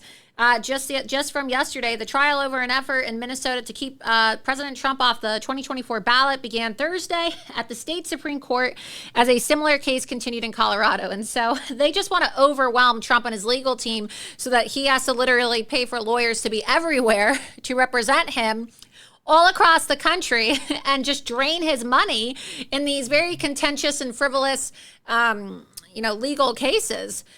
And I think that his attorney, Alina Habba, described it very well today outside of the courtroom or the courthouse in New York City. Different type of case, of course, but she said this is the biggest waste of New York City taxpayer money I've ever seen in my life. Don't think that these lawsuits are just going to be independently funded. You have hostile Democrat supervisors of elections that are going to probably try to use taxpayer resources through the SOE's office to keep Trump off the ballot. And so how are people supposed to feel if their taxpayer money is going to be used to fund this litigation against President Trump? I mean, do you fear, as the founder of NCLU, National Constitutional Law Union, which is focused on our constitutional liberties, do you fear that we are losing free speech and free and fair elections in America? Oh, we're absolutely losing free speech and free and fair elections. I mean, our Constitution it's been getting shredded for the last several years, as nobody knows that better than you. It's getting shredded at an accelerating pace, kind of as we go forward. Obviously, your case, deals very specifically with the issues of free speech and election interference. It relates to your own free speech. It relates to the way that the big tech companies conspired with the federal government to censor the Hunter Biden laptop story and essentially throw the last presidential election. And my lawsuit that you represent me on, my RICO case, also deals with President Trump's election. And so, now that I have you on, I was focused on talking about Colorado tonight, but my case was dismissed this last week. It's blatant. It's just so blatant. We have Elon Musk admitting to everything that is literally included in my complaint. He says that Twitter isn't a social media company. It's a crime scene. Everything is backed up by his own statements, and yet this leftist judge dismisses it. So why don't you just give everybody an update? Because I've been so busy, believe it or not, fighting for Trump and exposing all these political operatives that I don't even have time to do PR on my own lawsuit. I really don't. I haven't had time to even issue a statement about it. Yeah. So I can give folks an update. And as you'll probably understand, I need to be somewhat mindful about the way I talk about any kind of pending litigation. And in this case, to make sure I protect you. But from a procedural standpoint, the case has been dismissed at the district court level in the Northern District of California by a magistrate judge there. We have filed a notice of appeal to the Ninth Circuit. The briefing on that will unfold relatively quickly. We'll file your brief in December, I believe. Then the other side will get a chance, and then we'll file a reply, and then it'll be decided at the Ninth Circuit. There may be an oral argument. There may not be. We're cautiously optimistic that we'll send it back down to the district court to proceed with discovery. If that does not occur, then we'll head straight to the Supreme Court.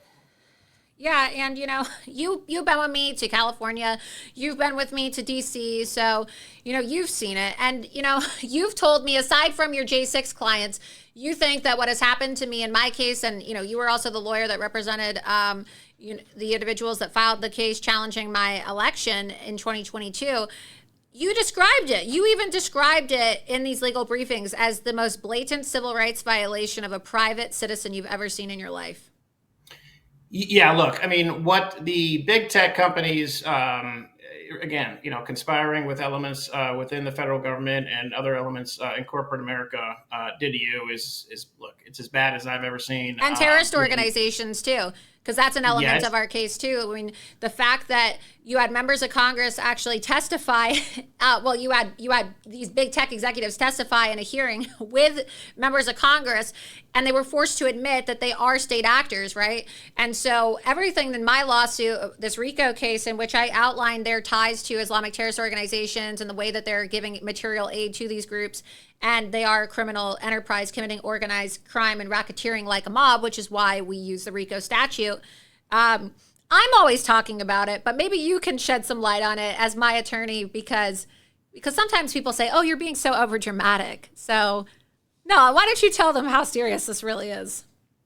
Yeah, and look, what often happens with you, Laura, is I think you're about 2 or 3 years ahead of the rest of the country in terms of what's actually happening. You actually see it very early on, and now the rest of the country and Congress is just kind of catching up with it. And look, as we set forth in the complaint, in our view, this is one of the most brazen criminal conspiracies in American history. You have massively powerful, essentially monopolistic social media companies that now it is absolutely clear we're conspiring directly with numerous agencies within the federal government, in the law enforcement and intelligence apparatus. In a certain sense, it's fortunate that Elon Musk did purchase Twitter, because he released the Twitter files, and that kind of started the domino effect of a lot of these things coming out, as you mentioned, and as we allege in the complaint. He stated flat out that he didn't just purchase a technology company or a social media company. He purchased a crime scene. And so this is, and I think the federal district court judge, I believe I'm not sure what state it was in, but it's in the Fifth Circuit. It's that Missouri versus Biden case, I believe.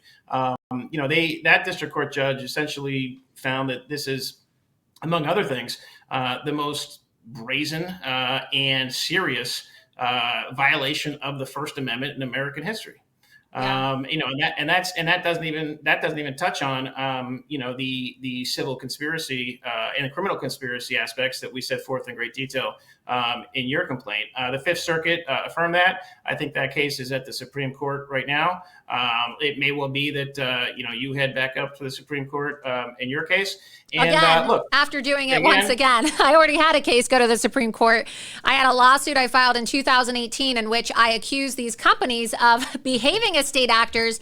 In 2018, I filed a case, and I even said in that complaint that Google, Facebook, Twitter, and Apple were working as state actors, okay, in violation of, I believe, Section 230, to steal the election from Donald Trump and to also influence midterm elections. And that was in 2018, and I was called a kook. You wouldn't believe some of the nasty things that conservative commentators said. Oh, this Republican crazy activist saying that these companies are state actors, and now everybody's agreeing with it. And that case actually went all the way to the Supreme Court in 2021, as you know, and ultimately Justice Clarence Thomas issued an opinion about my case in which he said that these are very important matters that need to be addressed, but the court isn't going to address them at this time. And what was interesting about this, and you laughed about this with me too, I had another lawyer represent me on the case, Larry Kleeman. He goes, "I've never seen this before." And I'm like, "What is it?" "They refer to you by your docket number." I'm so censored that they didn't even want to put my name, okay, that was on this case in the official Supreme Court response. They said it's the first time I've ever seen an individual referred to by their docket number as opposed to their name. Well, you've certainly been proven right at this point in the court of public opinion. And now we're going to get justice for you, in an actual court of law. And one of the things that I think is, great reason to be optimistic on the issues presented in your case and with respect to the First Amendment and election integrity and so many other things, is that one of the greatest accomplishments of President Trump is what he did with the Supreme Court nominations, that's one of the reasons that we're still in the fight with respect to a lot of these issues, are his Supreme Court picks, that's why we got to get him back in office, because this country's in real trouble. Absolutely. And I know I'm a big supporter, and you've represented the J6ers for a while now. And you and I have talked about this extensively. Donald Trump is the only candidate who's committed to give full pardons to all the J6ers. You know, Ron DeSantis wants them locked up. You see that a guy who is hoping for his political challenger to be locked up off of phony charges related to J6. You think that guy's gonna pardon the supporters of the guy that he's trying to prevent from becoming president? Absolutely not. No way in hell. Ron DeSantis has not and will not lift a finger to help any January 6th defendant. What you got to remember about Ron DeSantis, and my feelings about him, and I know your feelings about him, is that he was a federal prosecutor. He is part of the deep state network. These are his people. That's what he did for a living. The first time that I really realized there was an issue with Governor DeSantis is when he did not do anything, and actually didn't even say anything for about 9 or 10 hours with respect to the Mar-a-Lago raid at President Trump's personal residence in the sovereign state of Florida, which at the time Governor DeSantis was the chief executive of. I think that was disgraceful, and I think it was obvious at that point that he had motivations that went beyond protecting the rights of Florida citizens. Absolutely, and I agree with you completely. And many people have even said, and I know that I said this to President Trump when I met with President Trump, I said, I'm sure Ron DeSantis knew about the raid before it took place. He did. Oh, I don't think there's any question that he knew about the raid. He didn't do anything. Yeah, he could have sent. He could have sent state police or, state guardsmen to encircle Mar-a-Lago and protect Donald Trump, but he didn't. I really do believe that Ron DeSantis had advanced knowledge of the Mar-a-Lago raid before it took place, and I even said this to President Donald Trump. I said it to his face. There is no question. There's no question that he would have had advance notice of that kind of operation in the state of Florida regarding a former president. And you're absolutely right. He should have used the tools at his disposal to protect the rights, the constitutional rights of Donald Trump and the sovereignty of the state of Florida. I'm not looking for or advocating any kind of shooting conflict between Florida law enforcement and the federal government. But there's a point at which you have to make a show as a chief executive in this republic that you understand the way our system works, that the states are sovereign. We have a system of dual sovereignty. The federal government does not have a general police power under the Constitution. It does not exist. And at a certain point, you have to protect your state and the rights of the citizens of your state. For example, by not allowing the United States Capitol Police to open offices in Florida. Absolutely. Florida, and I'm gonna. I get really worked up about this topic, so I'll try to refrain myself. But the idea that the United States Capitol Police would have offices in Florida and that Ron DeSantis would allow that to happen is just mind blowing, and it really tells you everything you need to know about the guy. And he did do that. That's not just John saying this. Ron DeSantis literally allowed for the Capitol Police to set up offices. And also, there are numerous J6 family members whose husbands, one of which her husband was dying from cancer, and they're Floridians, and they begged Ron DeSantis to get involved because the Capitol Police weren't giving him or the prison guards were not giving her husband the cancer medication. And he's missing, from my understanding. He's at large, right? He's now a fugitive. So that is Chris Worrell. He is a former client of mine. We represented him during that entire time frame in which he was detained and not getting his cancer medications. We fought and fought and fought over the course of about 7 months, up and down the appeals court level, and ultimately. And you tried contacting Governor DeSantis too. Let's get that on the record. You tried contacting Governor Ron DeSantis and saying, "Hello, this guy is dying from cancer. He's being tortured in a jail cell. Are you going to step in and do something, Ron DeSantis? Want to act like a tough guy, want to act like you're protecting people's rights and liberties." But what happened, John, when you guys reached out to Governor Ron DeSantis about your client Chris Worrell being denied his cancer medication as a J6 political prisoner? His family attempted to reach out to Governor DeSantis numerous times, and they got no response whatsoever. And so, ultimately, Chris Worrell was released in large part due to the work that we did fighting for him there. And Judge Lamberth, Senior Judge Lamberth in the District Court of Columbia that we have a trial in front of on December 1st, actually, he ultimately found that there was a civil rights violation with respect to Chris Worrell, and held the Bureau of Prisons in contempt. I believe that's right, in ordered investigation by the U.S. Marshals. Now, unfortunately, there was sort of a period of time when Chris, his whereabouts were unknown. He is now back in custody. He was located and he is back in custody. I've not represented him for the last couple of years. Obviously, praying for him. He's a great guy. Doesn't deserve what's happening to him, and wish him and his family well.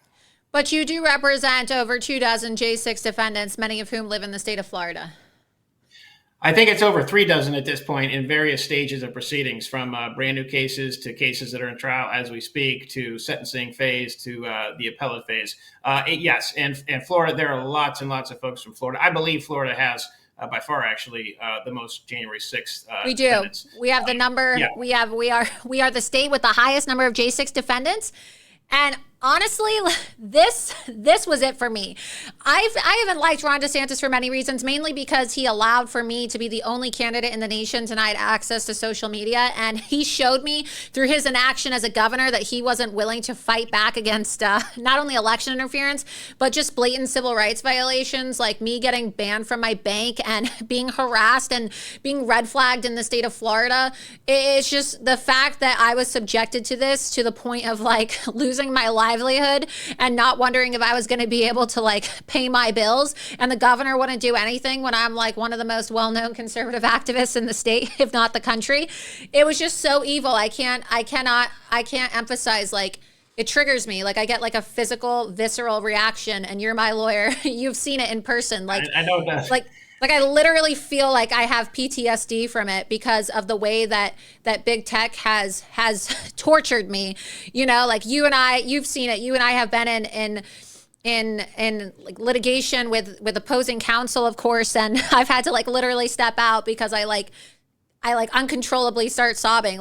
This stuff emotionally screws with you. I don't know how to explain it, but I sympathize with President Trump. I sympathize with the J6 political prisoners because I know what it's like to be psychologically tortured by these people. And I will never vote for anybody who allows for that to happen to a citizen of their state, let alone a citizen of their country.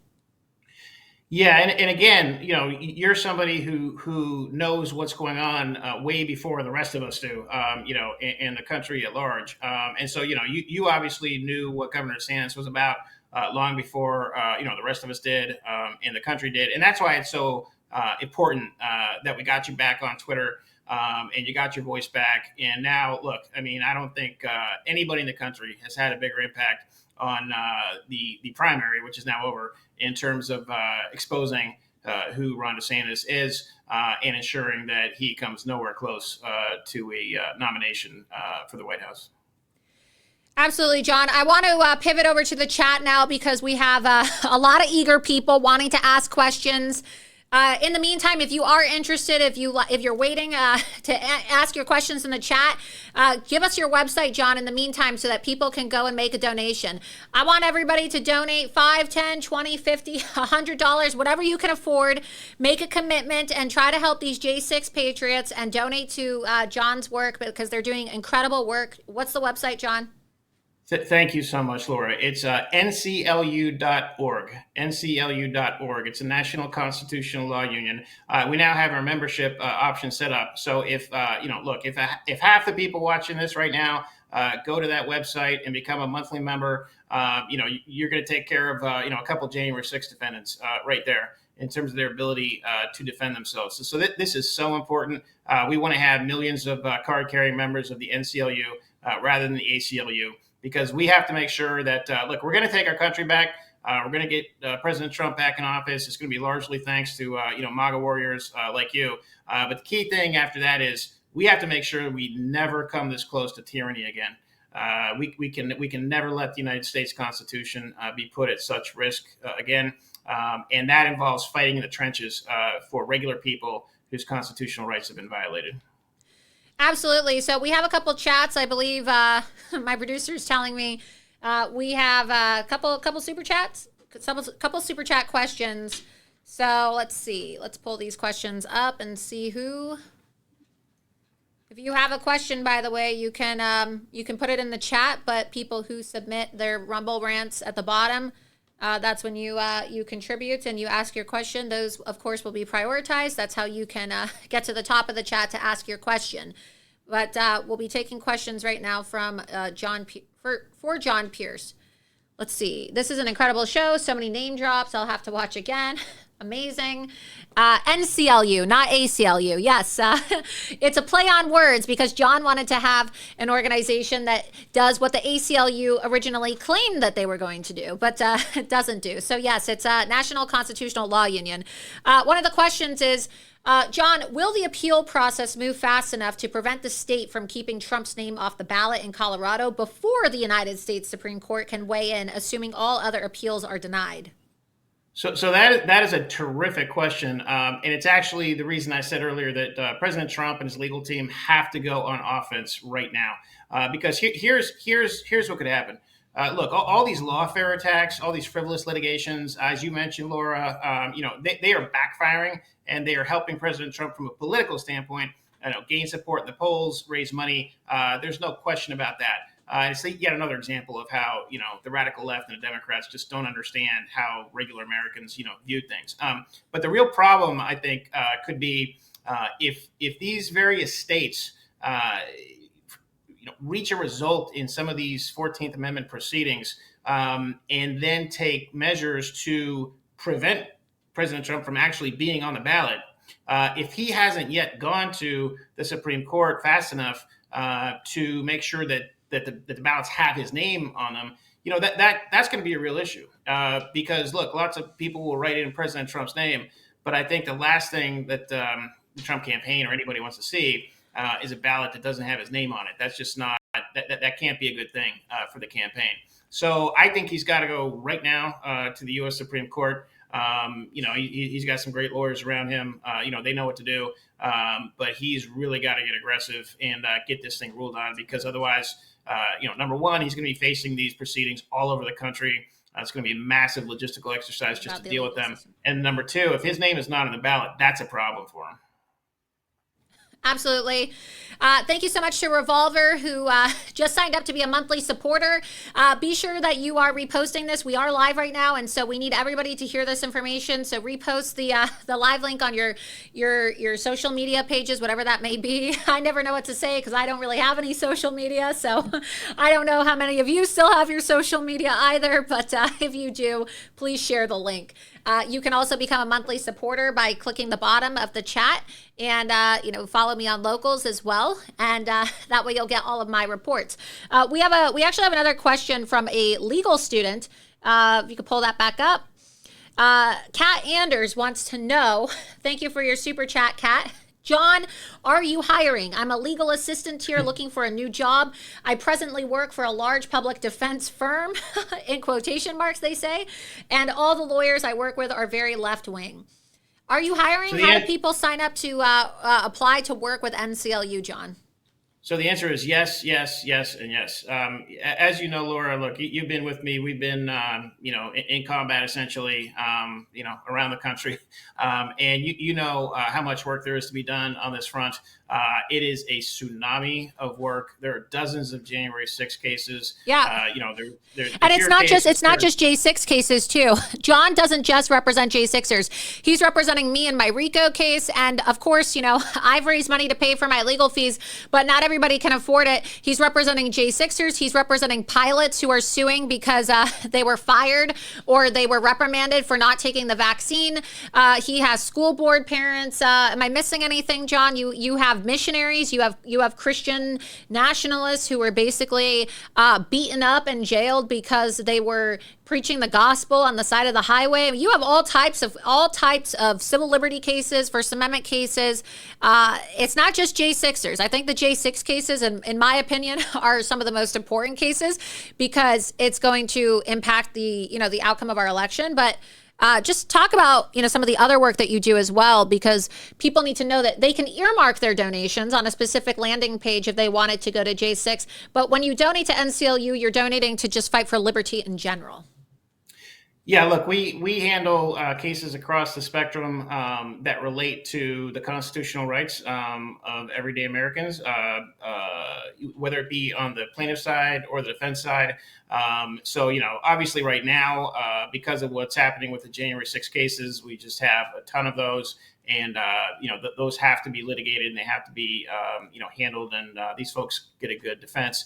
Obviously your case with respect to the First Amendment and civil RICO and big tech tyranny, the FISA abuse case with Carter Page. We look forward to having it come back down to trial. There are right to life cases that we've been involved in, self-defense cases for sure, the vaccine mandate cases. So really everything, election integrity, really everything that's happening in the country right now, and this has been the case for the last several years, everything that's happening in this fight to save the country, we have been front and center in, and we need all the help we can get. We need more lawyers. We need more, paralegals. We need investigators, legal assistants. We need everything. So if folks can, a couple ways folks can get in touch. They can go to the NCLU website, and there's a way to email. People are donating. Christine in Texas in the chat. Thank you so much, Christine, for watching. Christine in Texas says just donated. So people are donating right now while watching. Again, the website, John, before we got a caller, by the way, we're going to take a live phone call right now. One last time so people can get the website before we take this call with you on the line. I want you to stay with us. Oh, absolutely. All the time that, you need from me here. What's the website? NCLU.org. NCLU.org. We need all the help we can get. This is a way that people who donate, and I'm not exaggerating. This is going to put roof over the heads of lawyers and staff and defendants when they come to DC. This is going to pay directly for their court costs, their legal fees. There is no better way that folks can directly contribute to what's going on in the country right now, aside from donating to President Trump, donating to Laura Loomer, and donating to the NCLU. Okay, John. We have a caller. We have a live caller right now from Templar TV. Templar, can you hear us? I can, Laura. John, can you hear Templar? Yes, no problem. Got it. Okay, Templar, I understand you have a question, and your question is, what about the pending J6 tapes being released and the fallout from that? Do you have anything else you want to ask? Yeah, I do. I kind of want to know what he expects as far as like people's reaction from the information and what type of information he expects that will be uncovered by the tape. And thank you. And then you also wanted to know, about why the J6 tapes haven't been released? Correct. Great. Yeah, look, great question. And Laura, you probably, know how strongly I feel about this. And you know how I feel about the GOP establishment, especially in the House of Representatives. This has been a disaster with respect to the failure of the GOP establishment in the House of Representatives to release these tapes. They have not released the tapes. They have lied repeatedly about releasing the tapes. The tapes have still not been released. And candidly, I'm not optimistic that the tapes will be released anytime soon. I hope that the new speaker, releases them. I don't see any indication that. Wait, John. You mean to tell me that John, that Marjorie Trader Green and her boyfriend Kevin McCarthy didn't release the tapes? Breaking news! They didn't release the tapes. Are you serious? Yeah, surprise, surprise. They most certainly did not release the tapes, and you've called those folks out very effectively and very specifically. You mean Matt Gaetz lied when he said that he and Marjorie Trader Green were going to release the tapes, and you mean that the new so-called MAGA Mike Johnson, our new Speaker of the House that wants to give all of our money to Ukraine and Israel, you mean MAGA Mike hasn't released the J6 tapes? They have not released the J6 tapes. I do not believe any of them will lift a finger to actually release the January 6 tapes. The House of Representatives has the plenary power of the purse under the United States Constitution. They could tomorrow, they could end all of the January 6 prosecutions. They could stop the witch hunt against President Trump. They could release all the January 6 tapes. There's a reason that the founders set up the Constitution like this. They set it up specifically for this kind of moment whenever the federal government was running roughshod over individual liberty and tyranny was spreading across the land. Because the one way that you can absolutely shut that down is with the power of the purse. They refuse to do it. They're not going to do it. It's really disgraceful. I think that, honestly, the current crew of GOP representatives in Congress is not going to go down very well in history when folks look back on the things that they could have done to actually make a difference and failed to do. Yeah, I agree. And I think it's really concerning. Also, too, if you want to call into the show, you got to call 772-634-3560.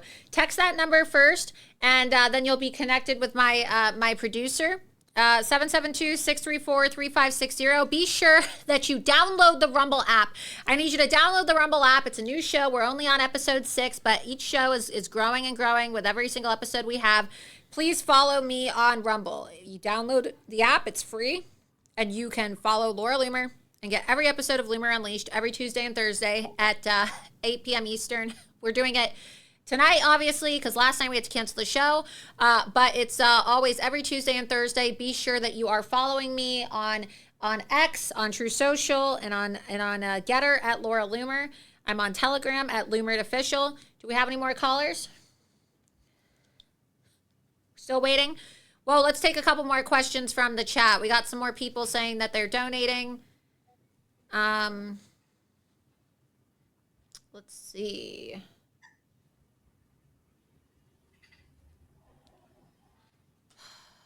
Someone said there's a report that the tapes are going to the Blaze. Yeah, no one's getting the tapes.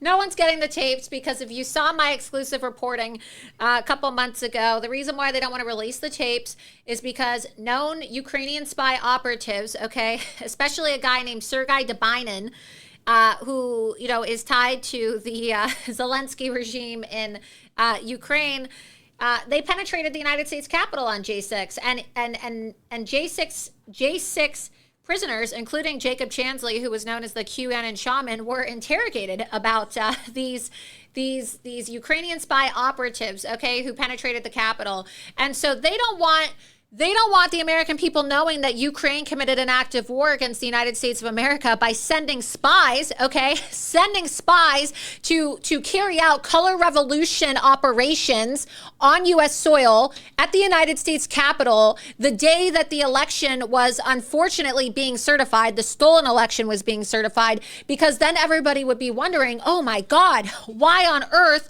are members of Congress giving $250 billion of our taxpayer money to spy operatives in a country that committed an act of war against our nation? That's why the tapes are never going to come out. Yeah, that's exactly right. The establishment, does not want to have these tapes come out. It's gonna screw up their whole operation with respect to the military-industrial complex and how much money they make off of sending, people to war all over the country.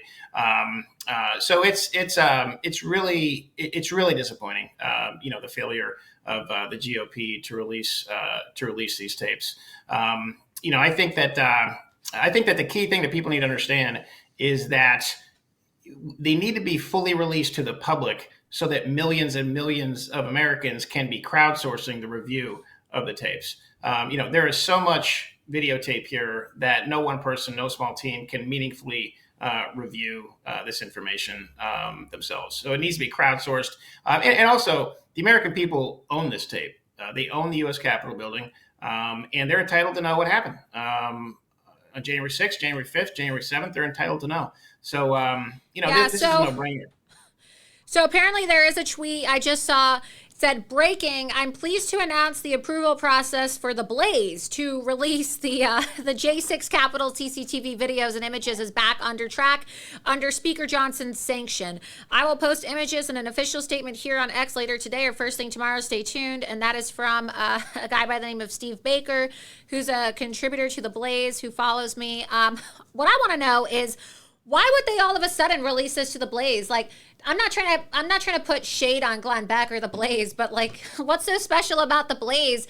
Why wouldn't they release them to Tucker? We were told that they were going to release the tapes to Tucker Carlson. They never released the tapes to Tucker Carlson. Tucker Carlson had to watch the tapes on a terminal inside the United States Capitol, and then Marjorie Taylor Greene and McCarthy were able to fundraise off of gaslighting the American people, okay? They are not going to release these tapes, and they have already said they're not going to release these tapes because it poses a national security risk because, they don't want you knowing. You have to read my reports to see this. You had Ukrainian spy operatives. You know the kind of chaos that would ensue in this country if Americans found out that Ukrainian spies were carrying out a color revolution at the United States Capitol in conjunction with the CIA and the FBI. Okay, to stage the setup to rig the election in 2024. They did this.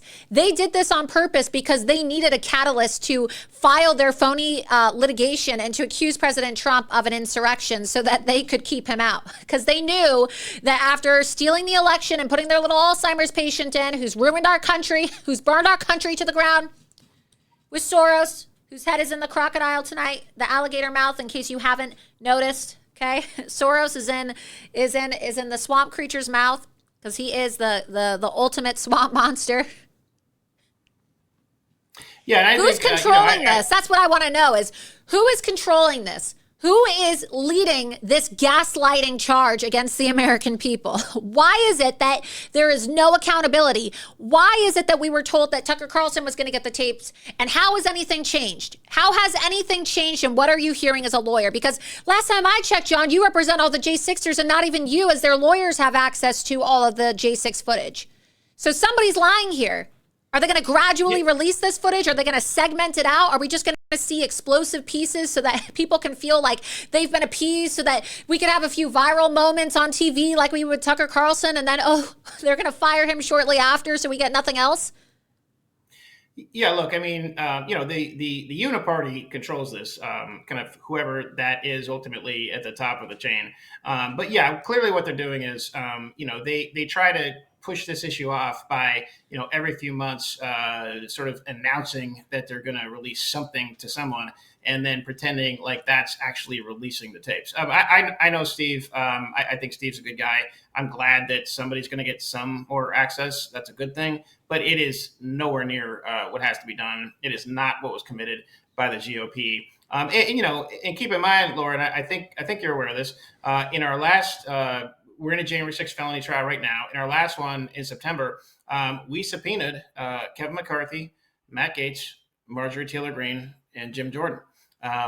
Not only did they not voluntarily walk across the street to testify on behalf of the January 6th defendant, they sent 3 taxpayer-funded lawyers to fight a motion to quash the subpoena, which they were successful in. Right. And so, there's lots of tweets, there's lots of lip service, there's lots of fundraising off of, January 6th, but none of these Congress people care about January 6th. They can't even bother to walk across the street or send a staff member across the street to watch any of these trials. I mean, we've had the most trials of any set of lawyers. I've never seen one congressperson or one congressional staff person in a courtroom. It's sickening. Exactly. And I've been to the trials. I sat there. I sat in the Proud Boys trial. Yes, I watched my friends, okay, people who I have been friends with for years, people that I used to work with, are now going to jail for 20 years, okay? Their kids are never going to have a father in their life because they have been torn apart by our crooked government. People I know that I've been friends with for years. And I didn't see any members of Congress there. I know people who, I know Jerry Perna, whose nephew, Matthew Perna, killed himself because he couldn't take the stress of what was being done to him. I know Chris Worrell's fiance. I know the stories of these people and the fact that nobody in Congress has reached out to them, okay? I know Ashley Babbitt's mother. I had dinner with Ashley Babbitt's mother in Florida a couple months ago. And you know what she told me? Okay, all of these members of Congress are full of shit. Every single one of them. Matt Gaetz, Marjorie Taylor Greene, all of them.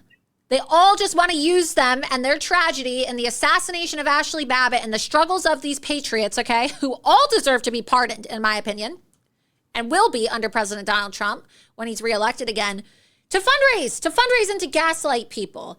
So I'll believe it when I see it. I will believe it when we see an open source portal, okay? An open source portal for everybody to go through this. Because I'll tell you right now, 44,000 hours of footage on probably 1,000 cameras inside our nation's capital is going to take years. It would take one person over 5 years to go through all of that footage, John. You and I know this because we calculated it ourselves when we were in D.C. together for these trials, okay?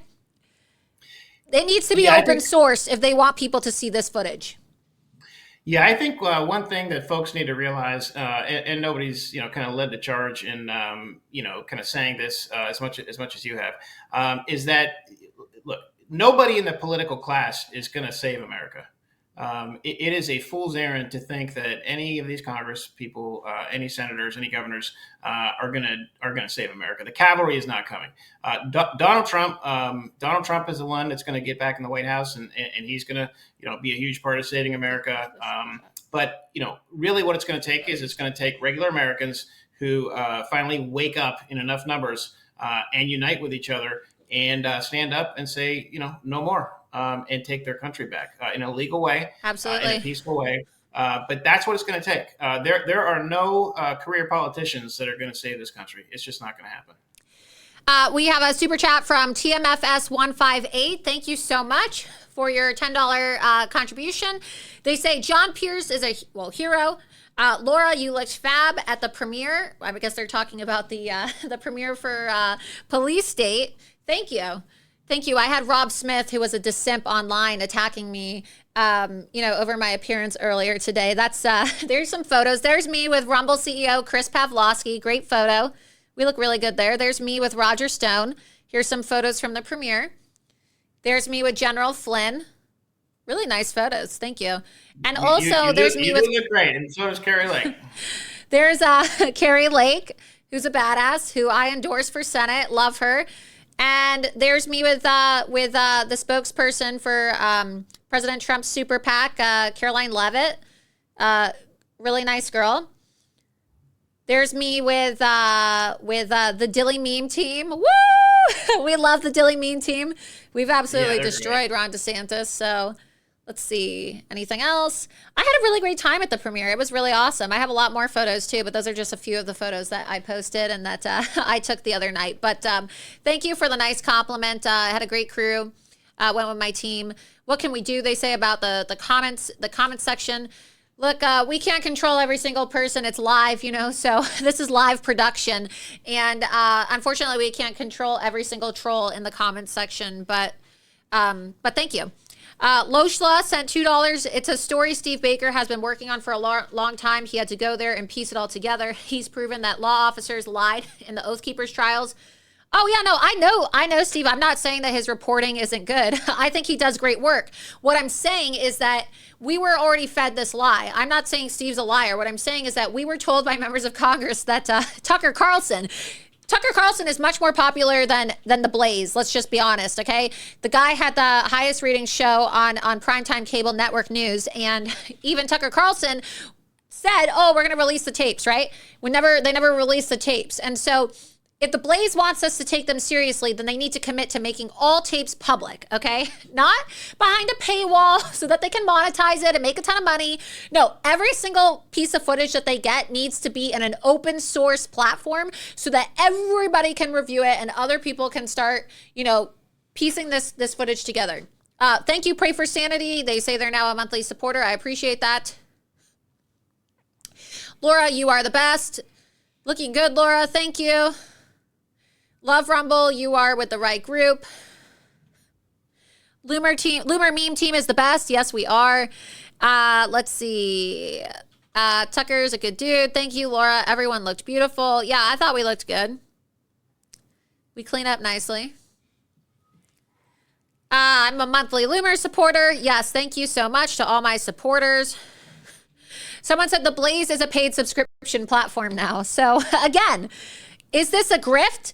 Is The Blaze just trying to grift off of the J6 tapes? Is The Blaze going to make it public, or are we going to have to buy a subscription to The Blaze if we want to get access to the J6 footage? I'm not accusing The Blaze of doing this. I'm not going to accuse them of doing it until we get more information. But who's controlling this? And what is the ethics behind members of Congress releasing tapes to a network that is a paid subscription model?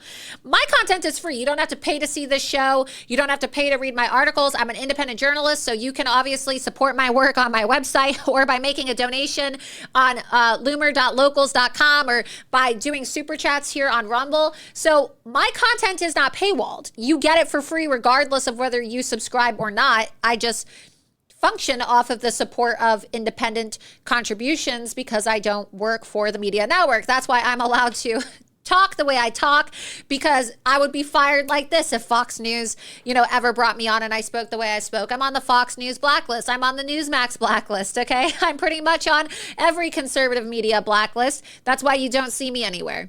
And so it's really important that you support independent journalism. But I want to know, how is a subscription-based model going to release this footage?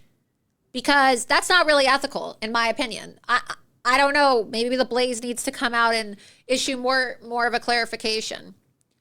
Someone said, Laura, are you using the beauty products? Your skin looks amazing. Thank you. Yes, I have been using a lot of different products, especially Genucell. Genucell is one of the sponsors as well. And you can go to genucell.com/Loomer. They have a lot of false sales right now. And so, with the holidays coming up, I'm always on media. So I have to make sure that I always have a clear complexion. And I pulled an all-nighter last night. I did not sleep. I was up all night long.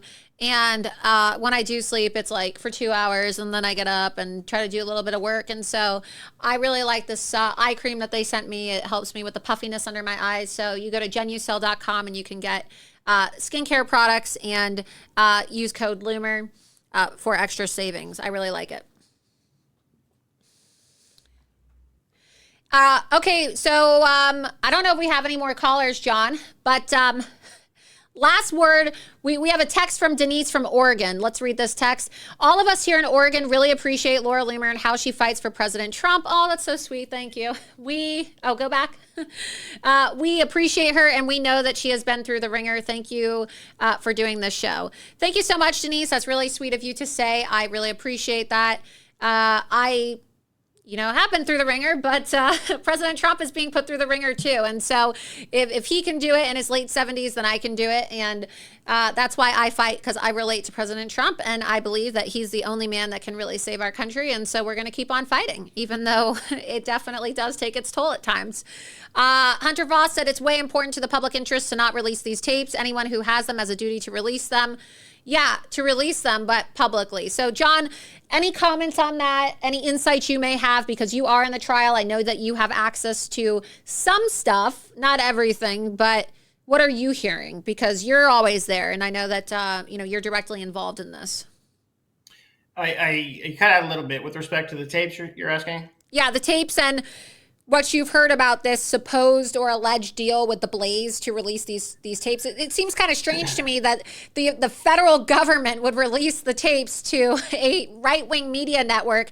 Not that there's anything wrong with that, but isn't the more appropriate thing to do to release it, create some kind of government open source platform in which it's released to everybody without ideological partisan alignment, without paywall subscription, without having your data harvested for the sake of a conservative network monetizing off of your genuine curiosity out of for an event that is going to impact the presidential election. What are your thoughts on this? Because I personally don't like the idea of any of the footage being released to media networks. I think that the footage needs to be released to the public through open source portal.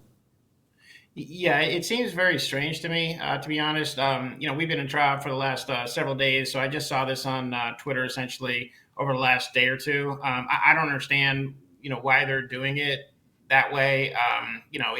This needs to be on a government. Look, the U.S. Congress needs to put this on a website with a server that's easily searchable, so that anybody can look at it. If there's nothing to hide, then these tapes need to be out there. It needs to be all the footage available for anybody to review, and that way, you can have, again, tens of millions, hundreds of millions of people that are reviewing this, crowdsourcing it, kind of coordinating in what they see. And I think extremely quickly upon that happening, everybody will have a complete picture of what actually happened on January 6th. And that's what the American people deserve. And, I think they want that. Absolutely, John. Well, John, it's been a really, great pleasure and a treat to have you on, especially today of all days, the fifth day, the last day of the witness testimonies in the trial in Colorado. We know now from a statement released today that the closing arguments are going to be made in Colorado on November 15th. And so any last comments, any last words? I really appreciate you spending so much time to give your legal insight and your legal expertise. Someone said, Laura, please invite Speaker Mike Johnson live on your show next week. Yeah, we would have to make that one pay-per-view. Just kidding. Like I said, all my content is free, but that would be a spectacle, right? Look, anybody can come on my show, but understand that you're going to enter the Thunderdome and you're going to be asked questions that the softies in the establishment media are not going to ask you. So if you want to come to the Loomer Thunderdome, you're more than welcome. I would love to interview Speaker of the House Mike Johnson, but I'm going to be coming with my receipts in hand, asking a lot of questions. So, John, any last comments about that? What you expect to see happen as we just tie this up in these next 12 days, when the judge is expected to make her ruling? Yeah, this judge is going to find against President Trump. They're going to try to kick him off the ballot. President Trump and his legal team need to be very aggressive. They need to take this to the Supreme Court as soon as humanly possible. I'm very confident that the Supreme Court will find that the 14th Amendment is not an appropriate tool here to kick him off the ballot. And look, right now, we need pure America First fighters. We don't need career politicians. We need people like Donald J. Trump. We need people like Kari Lake in the Senate. We need people like, Laura Loomer doing what she does best every day. And the American people have to take this country back, but it's not going to be by the political class is not going to save this country. The political class is what's destroying this country. And the American people, need to rise up, and they need to take their country back. Yeah, and lastly, I want to get your insight on this too. As a J6 lawyer who has over 36 J6 clients, Am I correct in my hesitation in believing Mike Johnson and the House GOP Republicans? I mean, I think that they're just trying to set this guy up to look like a hero because he blundered, because he's such an amateur, okay? His first day on the job, he said that he was going to send more money to Ukraine. That is literally why we had a motion to vacate Kevin McCarthy, okay? So do you think that Mike Johnson is full of shit? Do you really honestly think that he's going to release the tapes? Or do you think that this is just being said and done to help this guy kind of, like to provide, they're using J6 and the J6 tapes as like a human shield, the way they did for Kevin McCarthy and Marjorie Taylor Greene back in January of this year, to shield Mike Johnson from his massive blunder about the compromise on the border package by giving more money to Israel, giving more money to Ukraine, not putting Americans first, hiring DeSantis donors, all of these big screw ups that this amateur did his first week on the job. What are your thoughts? Because I don't think that Mike Johnson's a hero, and I'm willing to bet my right hand. This is my left hand. I'm willing to bet my right hand, maybe even both, if we're lucky. Okay, who knows? Maybe I won't even have to bet with the invasion that's happening in our country. We're soon to have Sharia, and I'm sure both my hands will be chopped up sooner rather than later. But I'm willing to bet that Mike Johnson doesn't release this. And it's funny that, Mike Johnson as an evangelical chose The Blaze, if this is the network that's actually going to release it, because one of the things that he's being criticized for is, and look, I think it's important. I think it's important for people to put faith in the forefront of their community and their life and their family. But one of the things that they're attacking him on, and I find to be problematic, is that, President Trump is smart enough to understand that the topic of abortion is a losing issue in the sense that Roe v. Wade was already overturned. It's a trap question to try to trigger Zoomer voters and millennials and women into voting for Democrats by saying, oh, they're going to ban your right to have an abortion on a federal level. It's now state's issue.